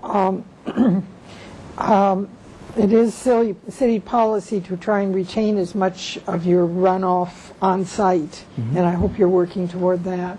That's our intention. The other question I have is, have you run any of this by the police department, particularly the proposal to open the rooms to the patios outside and things like this? The answer is no. We don't have any requirement to do that. No, I'm thinking of just general security But we for do the have hotel. we do have a secured perimeter of our site. Okay, because it was not clear whether the individual patios, if you opened up the windows so that they had these patios, would have walls or anything like that, separating them from other patios. Yeah, my apologies. We didn't include that in this. It's something that we've been discussing I think it's an between attractive submittal. idea, but I'm looking at it from the security standpoint Yeah. of somebody being able to... We would have dividers for individual patios Okay. so that people couldn't cross over from one room to another. Yeah. Absolutely. And the perimeter, yeah, Okay, exactly. And because locked. security is a factor you need to Plus, look there'll at. be video surveillance in the areas that anybody could come and go, and lighting. Just so you know, that's a big concern of the owner and the operator. So, they're having us deal with it very much. So, Any other questions, Mr. Rios? No, that's my... Mr. Drury, do you have any questions? Ms. Murray? No questions. Susan Gantz has a question. Not a commissioner. Just one more question. going to be like slurry seal or anything on the parking lot? Yeah. You will, We're you're repaving the repaving parking it. lot. Yeah. Okay, that looks like it probably will trigger the SWIMP requirements, BMP's, best management practices for the stormwater management plan. Okay, We're thinking usually ahead on that, projects- but we haven't got. We're thinking ahead on that. Yes. We're trying to design that mitigation into it, but we Great. haven't done the full calc on that. Super, thanks. I have a couple of questions. Number one, you mentioned aluminum windows have been installed. You're taking all those out. They're there now, the aluminum? Yes. And so you're replacing them with what? Proposed now? We'd like to replace them with clad windows, wood on the interior and clad on the exterior for maintenance purposes and being near the ocean and all that. We understand we're an EPV and we understand the requirements as pointed out by Mr. Deforest, but we're really looking towards doing that in a clad for durability's sake. Comment about the existing wood frames. Go ahead, you comment. Oh, okay. I was just going to point out that the windows have existing wood frames, and the sash that has been retrofit with aluminum is just the sash, the movable portion of the double-hung windows. So what we're proposing is, again, to keep the existing wood frames because they're big, nice, beefy frames, and then retrofit in wood-clad double-hung sash. Okay. Thank you. My other question is, what does building the Children's Museum have any effect on this, or openable windows and ventilation and so forth? Probably the best effect it'll have is cutting down some of the noise issues that the people sleeping will have to contend with the train. There's some discussion about Well, as far as we understand, and we don't have all the design plans for the museum, but as far as we understand, there's a paseo planned, requested by the city, and I believe it's about a 12-foot paseo that runs along here to connect through, and that's part of the design of the Children's Museum. So we're going to have a buffer between us and them, which is good. Okay. But what Josh mentioned is going to help for sure. Right. Okay. Hearing no further questions, comments from the commissioners. Mr. Schallenbarger. I'd just like to compliment the applicant on sprucing up what we've already discussed as an otherwise pretty utilitarian building. I think that the proposed improvements are just that, and a vast improvement to the building facade and probably to the use of the building as well. With regard to the awnings, I can support both the horizontal awnings and the arced awning. I didn't ask, but is this going to be a segmented arch, or are you proposing a smooth arch on the awning, the entry awning? Just so I'm clear, on this face right here. Yeah. Would that be segmented as you? I'd like that to be bent. Just bent. Okay, yeah, and great. It'll be segmented as it goes back, but bent at the front. At the front. street. Okay. Yeah. Okay. There's a nice arch existing that we're maintaining too. Right. That's part of what's driving that. Right, which I can fully support. I would just throw in with New York, Houston. I'll say San Francisco. That's what it really reads to me, which I think translates more to the region, and I think is appropriate. So the overall design, I'm really in favor of. I mean, we're at the concept level. I can fully support the concept. I'd love to see the details on the awning, and love to see, I guess, well, I'll just say more detail. With regard to the sign, your preferred sign is my preferred sign. I like the vertical is much better than the blade. If we can do that sign modification approach, that looks much nicer than just this little rectangle. So We'll let Louise comment on that, I guess.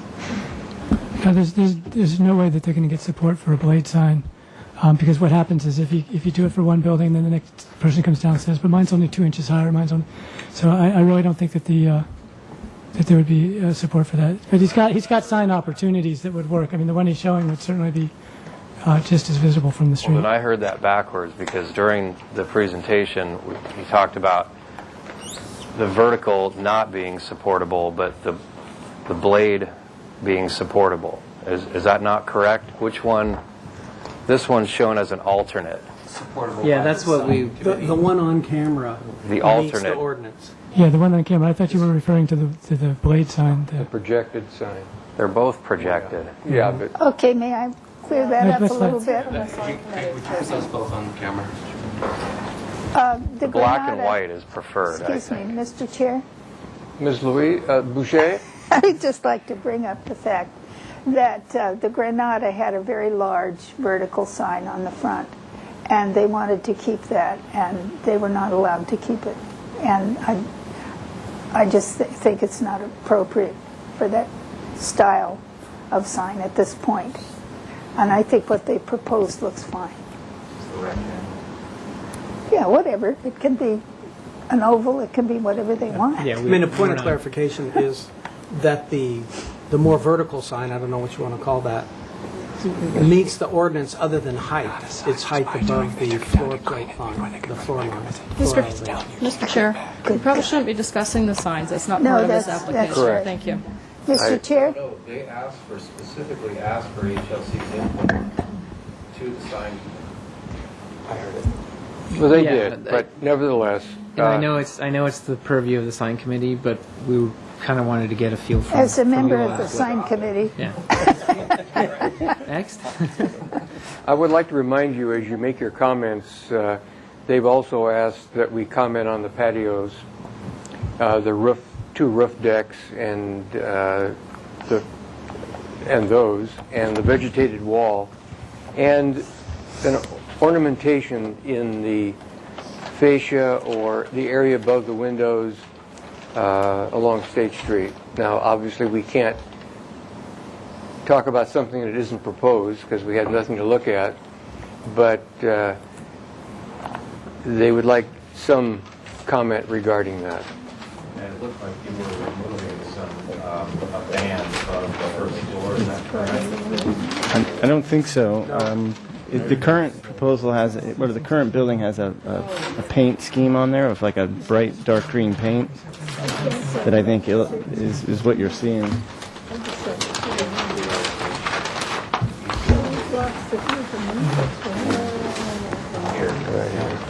There's a brick band shown above the windows here, and it's not shown here.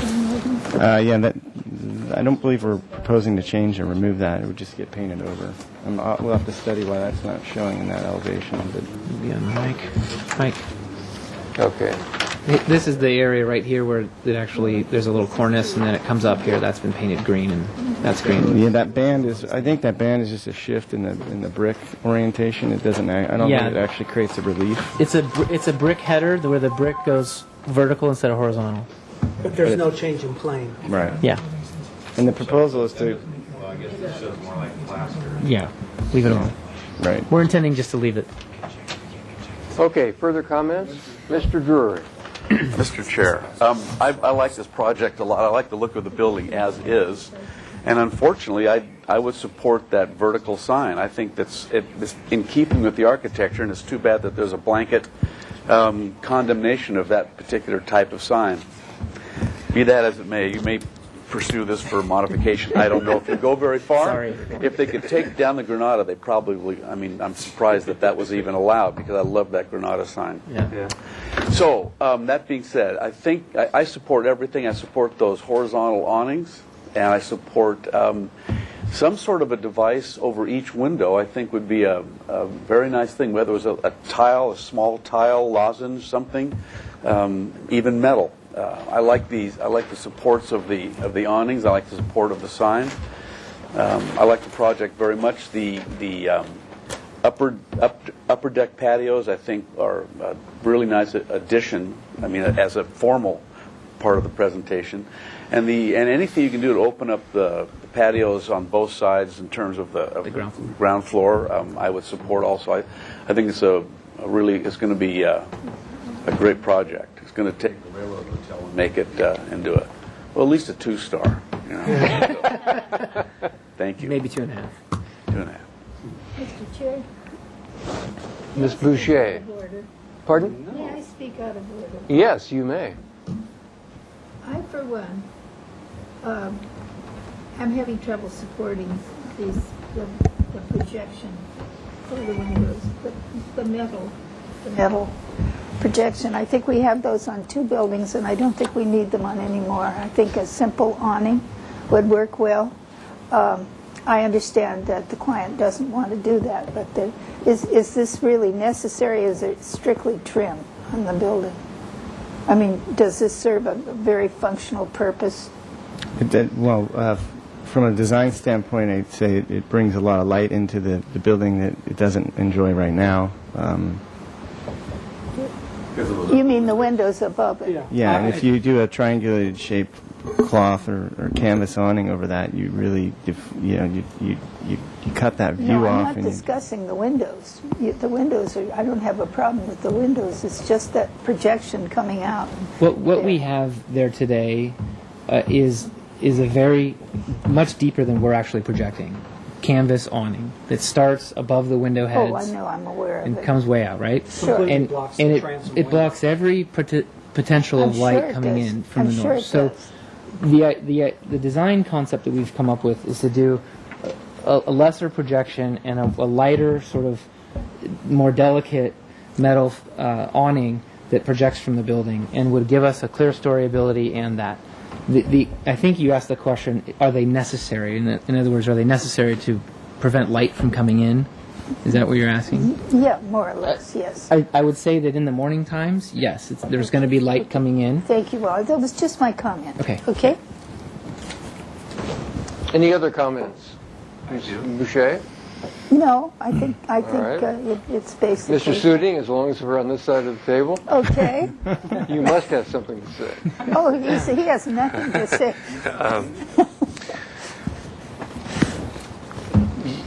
I understand why you're doing the awning like you're doing it, but it's going to require some detailing, and you need to be very careful of the proportions and how that turns out. I'm not saying I'm opposed to that awning, but they can be very tricky.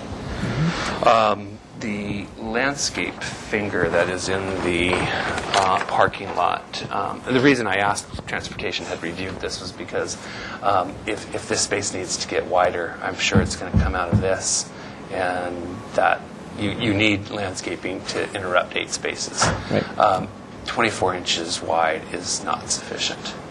So somewhere you're going to have to carve out a little bit more space for a tree. And I would say minimum 2.5, better if it's 3 or 4. I think 2.5 is probably achievable. We're not discussing, actually. That's all right.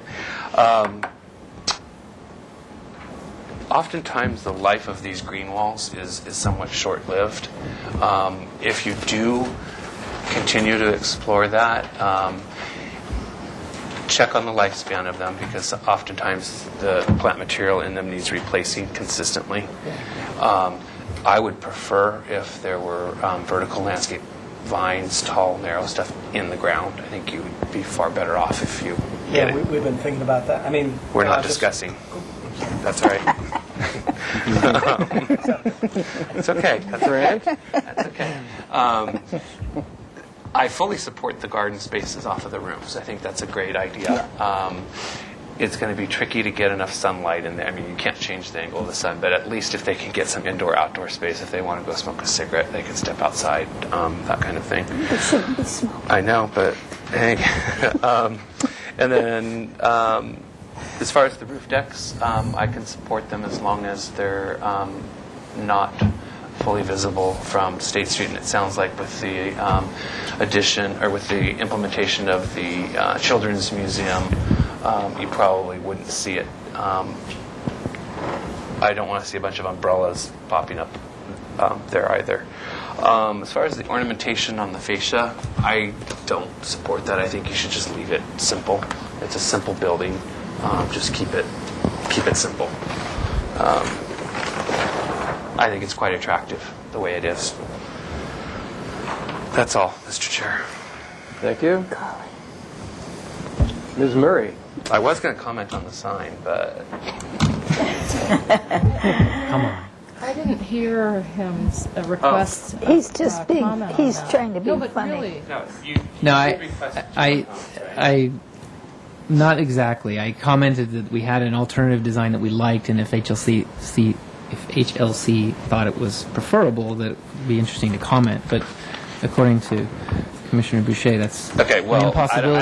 I don't care what the sign ordinance says. I prefer this. The vertical. The more vertical. Okay, we'll have that out outside, okay? Sorry, Commissioner Murray. Ms. Murray. We like each other.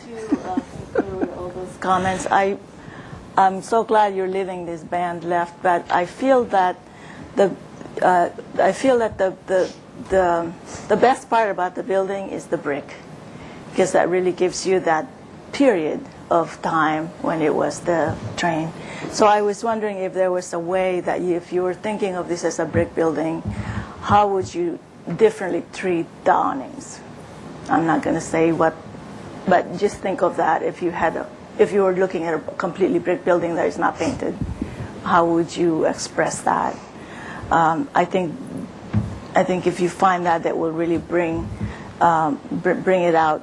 I'm not necessarily opposed to the awning idea. I'm just a little concerned about the metal idea. It seems like there's sort of a more contemporary feeling to otherwise an old building, which is in historic terms, it's just not the way to go. And so you want to think of that, just sort of old brick building and doing new awnings. I do like the way the front identity of what you're doing. I think that's going to really bring it. And that usually those brick buildings were like that. Mm-hmm. You had that sort of a nice, colorful awning to bring you to the entryway. So, and I totally agree with, leave it simple, what Phil was saying. I totally support the green wall and the roof deck. I think are going to be, it's a nice addition, and as long as you don't see it from the right-of-way, public right-of-way, that's fine. The parking, I completely agree with Mr. Soothing. You've got to find more space if you're going to plant a tree. And definitely the patios, I do support those too. I think that would really give amenities to the customers. Do you care to comment on the sign? Go ahead. No, okay. The sign, again, will have to fit a brick building. And there are blade signs like that, but I don't think that kind of blade sign actually goes with these very contemporary buildings. And also the angle of this building, those kind of signs usually, like the best sign in Santa Barbara is the Victoria Flowers, flowers shop, and it's right at the corner, and that works. Now, I don't think it's going to work on this building just because you like it. I don't think it's going to work on this building, the architecture, the feeling, the whole works. So I'm not... Commissioner Sharp, can I ask a quick question, clarification about the tree and the planter? Sure, go ahead. Okay. We are really pressed for space in that parking lot, and if we have to make that wider, we may get 6 inches, but we're not getting 12. Does the finger planter need to have? And I'm not a landscape architect, so I know you are. So does it need to have a canopy tree, or is there another alternative? Does the green wall sort of give us any benefit? Because we're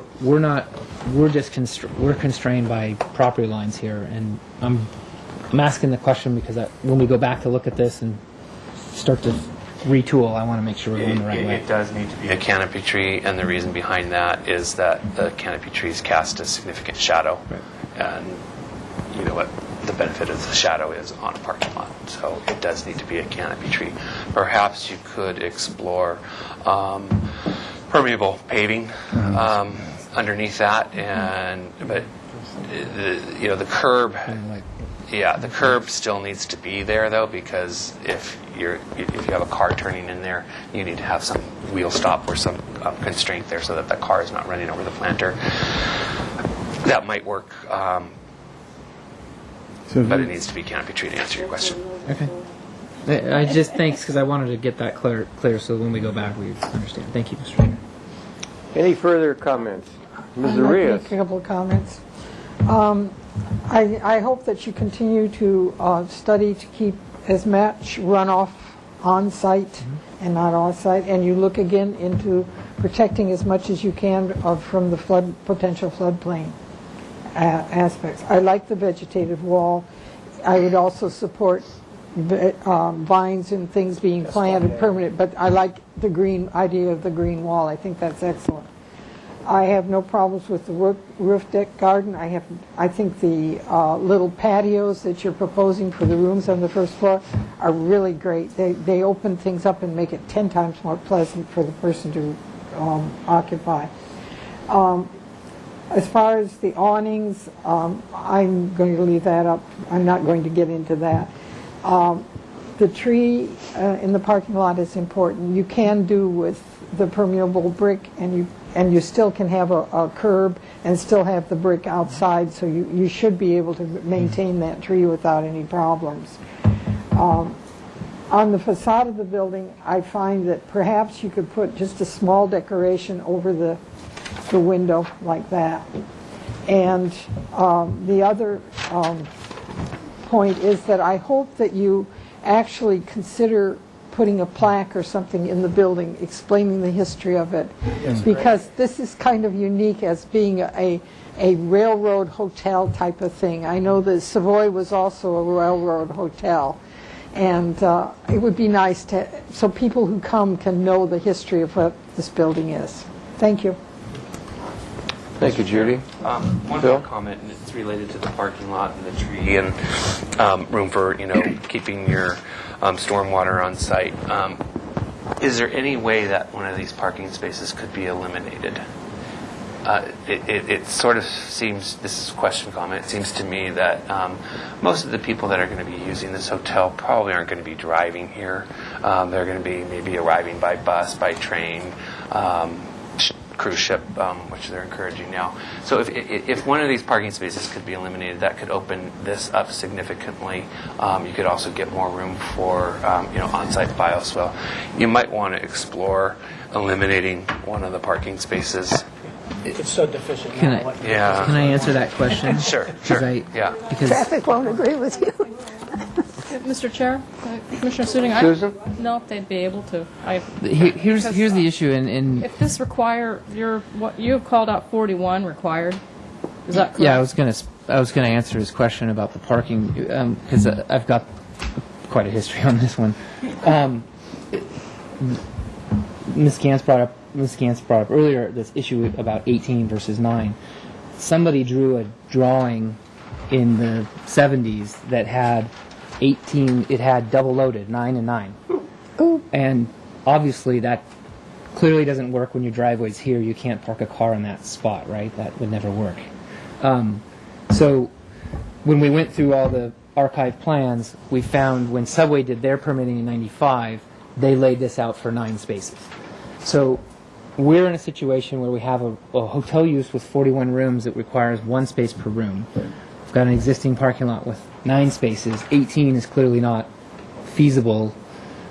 So we're sticking with the 9, and we've been able to work in an ADA spot which wasn't actually there. So to answer your question, we're not going to be able to get rid of one of these spots. That doesn't preclude us going back and looking at how to make this wider or come up with another option of some permeable here that helps with that canopy tree, though. What about valet parking? We've been talking about that with the owner, but that's typically done under a separate program, and it's not something that the city can, at least in my knowledge at this point, the city can't say, oh, you're going to do valet, then great, you're fine. Take out a spot and you're okay. And unfortunately, the lot doesn't really accommodate valet or stacking part. I mean, you can maybe pick up a couple more stalls. And we've been talking about there's a couple downtown lots. There's one at the train station, and there's one planned over by the hostel for future. And both of those, at this point, are only allowed for, we'd only be able to use those for employees only. So. And there's a fair amount of street parking in the nighttime there on Mason Street. It has some 90-degree parking that you go there at night and it's empty. I don't want to belabor it too much, but I just wanted to point out that we don't have any landscaping here along State Street as a buffer. We have a 42-inch high wall, and that's sufficient, but it's not optimal. can the trash enclosure and that stuff move somewhere else, perhaps up here or something, so that we can open up more space there? I just want to push you guys to look at that as much as you can. Yeah, we'll stay there. Your accessible path of travel, you're probably going to have a hard time convincing building that you're going out into a driveway there to get out. We've already gone through it with them. Great. Thanks. So, Remember this zone here? What if we could get our street tree, our one parking lot tree there? It won't be between the... No, it has to break up the spaces. Yeah. Break up 8 spaces. So, but can the trash enclosure move? I don't know. Maybe that's almost worse to put it against it. But you guys need to Because we have really loading issues for the restaurant as well. push that have parking lot because it's deficient in a lot of ways. Well, to quickly sum up, I get the feeling that generally everyone is appreciative of saving the building. It's be nice to further look into the history of it at some point for the plaque and so forth that hopefully will go up. Yeah, just real quick, add one quick thing to that. Yeah, I can do that. I'll see what we've got available, and I'll get it to you. And just to answer the question that came up a couple times about the brick, this building was built to be an inexpensive railroad hotel. It's likely that it was exposed brick originally because exposed face brick is the cheapest form of maintenance you can have. However, exposed brick is only a great siding until you have an earthquake. Then it becomes a leaky sieve. So a lot of the buildings got painted after the earthquake, not only because they were trying to make them look more like the white Hispanic buildings that were going up all over town, but because they were trying to stop the leaky brick problems. And where all the cracks were, they were filled in with the mortar, and that could all be seen. And cracky hotels don't attract clientele. So it's likely that certainly this building's been painted at least since the earthquake. So therefore, the paint has been on the building for more than 50 years. So it's significant in its own right. So I wouldn't advise trying to move in a direction of trying to bring that brick surface back, because you could just have more problems than you know what to do with it. It's very hard to get years and years of, as everybody knows, paint off without damaging the brick and causing it to become even more porous. So that's my 2 cents, and I'll leave it at that. Okay, thanks, Jay. And we have actually uncovered some brick on the interior, and the back half of the building was built after the front half. The brick in the front half is pretty shoddy. The back half is really nice. Mm-hmm. So we're working with both. Okay, but to quickly sum up, as I said, generally I'm hearing that, including myself, that the awnings, the metal awnings and the exterior elevation as proposed along State Street is acceptable to the Commission. The vegetated wall facing the parking lot is very attractive to everyone. It could be vines rather than a mixed vegetated wall, but that would help soften that side of the building a great deal. The patios seem to be mutually acceptable to everyone. The roof deck likewise, and the general feeling is that doing anything to try and change the front elevation on State Street probably would be out of character with the building, unless it's very subtle. And I think that colors, personally, I think that colors and accentuating the horizontal bands probably is going to be more successful.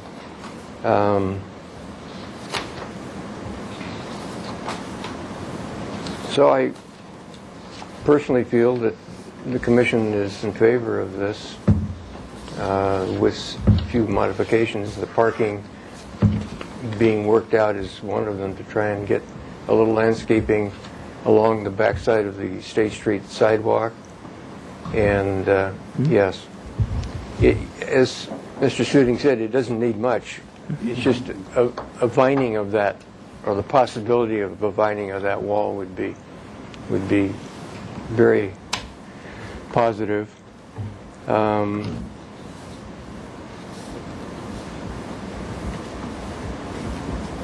I am concerned about providing for outdoor dining for a restaurant, and possibly how you open up those mahogany doors. That's. You want me to comment on that? Yeah, would you? Yeah, please. Don. The way we designed it was to use a storefront system with really large fixed doors, but not have them initially be openable, with the idea that depending upon what ultimately happens with the streetscape, if the city sidewalk gets a lot wider, as was proposed in the Encanto project, then it would be possible, and we could then hinge those doors. The idea was to not waste them and have to tear out the whole storefront, redo it. So if that widening of the sidewalk never happens, then we don't see street dining ever occurring there because the sidewalk's just too narrow. But if it should happen, then we could adapt the existing design without any change in the look of the elevation to folding panel openable storefront. Okay, good. That does more advertising than you possibly can do any other way for a restaurant, so it's, plus the ambiance is always nice. And then the other two issues are the sign. There seems to be support for going for a variance of some, or a modification possibly, to allow your first choice, which would be the more vertical sign. And I personally am hearing from the commission that the entry canopy can be made to be acceptable in the district. It may be, we have to look at it a little more, but Mr. Chair? Sorry. We rarely accept something like this, but this building obviously needs something to call its attention to the entry, and that is a pretty subtle way to do it. And I would also like to say that Jake's suggestion regarding ornamentation on the metal awnings, if you care to go that way, is really important. And there are several examples of how to do that, and we see it all the time on gates and so forth. And knuckles or different. All sorts of stars, knuckles, penetrations. But I think also keeping it on the simplistic side of that, because it's such a simple building. And it's a very small awning, actually. Yeah. But, you know, the escutcheon against the wall and all that is going to be very important. So would you like a continuance? Mr. Chair? I'm sorry. Before you ask for a motion to continue it, I'm just wondering if you, that was your summary, summarizing the comments that will go into the minutes. I don't know if you do want to add that the HLC supports that the applicant pursue a modification for horizontal sign. I don't. I would. How about the commission? Let's leave the sign out of it altogether. Thank you. Please. Sorry, that wasn't part of the agenda, and it's not part of our purview. I will try and find any information if I can on what the original signage was on the building. Because it wasn't a spectacular building, I don't think we're going to find a lot of photographs of tourists standing in front of it, but I'll try. And maybe we can, or maybe I can find an old drawing or something that might indicate what was there. Picture. Or even of a train. Commissioner Chair, or Chair Sharp, even if you could find a sign of the period of the turn of the century and what those might have looked like on a two-story building. A two-story brick railroad hotel building. No, but you know what I'm saying. I think, Mr. Chair, you asked. Continuance. What are we on? I'd say 4-week continuance, probably. So that would be indefinite. Yeah. You have to apply. Are you meeting every 2 weeks? Yeah. Okay. Yes. So do we want to do 2? We'll do 2. All right. 2-week continuance. Yes. Can I ask one thing that didn't get commented on was the windows? They are glass. Parts. They are glass. But whether we can go forward with clad windows or... We have in the past accepted wood windows, aluminum clad, pre-finished, I mean baked enamel finish on the aluminum, wood on the inside, yes. Okay. Mr. Chair? I want to make sure that got in the minutes. I hate to throw one more wrench in the works, but it's got to be. This is a good time to discuss it. The windows we've used in the past, they've had the lugs. You know, the traditional windows have those lugs. Right. The drawings that he's showing don't show the lugs. Would this commission comment on how they feel about whether we should, go for that detail? There again, maybe if I can find something on the building, maybe we can see what type of windows I had. But generally, the single hung or double hung windows had the lugs on them. And we have had a couple manufacturers that make sort of a fake lug that you screw on, but you can tell it's not the real thing. So it's almost sometimes maybe better to leave it as a clean break like he's showing it, or if you want to go for the authenticity, then we got to deal with the lugs. But that's just something that you can work on for the future meeting. That will come up. It has in the past, and we have required it in the past. Yes. What's a lug? So that little, It just steps down that at little, the bottom of the sash. that little thing that does that. Oh. At the bottom of the Can I get a sash. point of, just a clarification? Well, it's like a little corbel, yes. I think if you required it, we'd have to figure out a way to add it on because it would probably go from a standard window to a custom window, probably double the Can I have a price. clarification? And if it's an add-on, it's going to fall off in the sun, baking it, and Not if you do it. Mr. Chair? well, Can we get a clarification on that? If that were to be required, would you require it on all of the exterior elevations or just the State Street elevation? Because that could make a difference in how we look at that. There may be some. The windows are a large budget item, so it's something that we're trying to get resolved.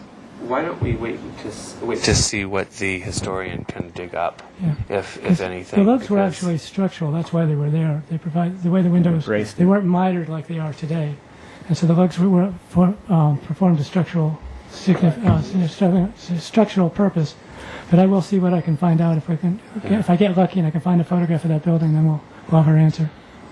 I mean, I could probably support them on just the State Street. And elevation. Let's the see building what is not historic, so it's... okay, we've had a motion second for a 2-week continuance. Any further discussion? All in favor of the motion say aye. Aye. Opposed? Motion carries. Thank you. And now that we're off the record, no, Well, you better turn off your mic. No. I was just going to say about the railroad history. From what we could find out, it has always been a hotel. It's never been anything but. And we're actually looking at bringing the railroad theme into some artwork possibly in the lobby. So, but I like your idea about a plaque. I think that's a great idea. To tell the history. And to try and get rid of the paint off the outside by sandblasting, it just you ruin opening up you ruin the integrity waterproofing and everything would just be impossible. Okay, is there a motion for an adjournment? Second. Is this for the general public or only for the community? Meeting adjourned.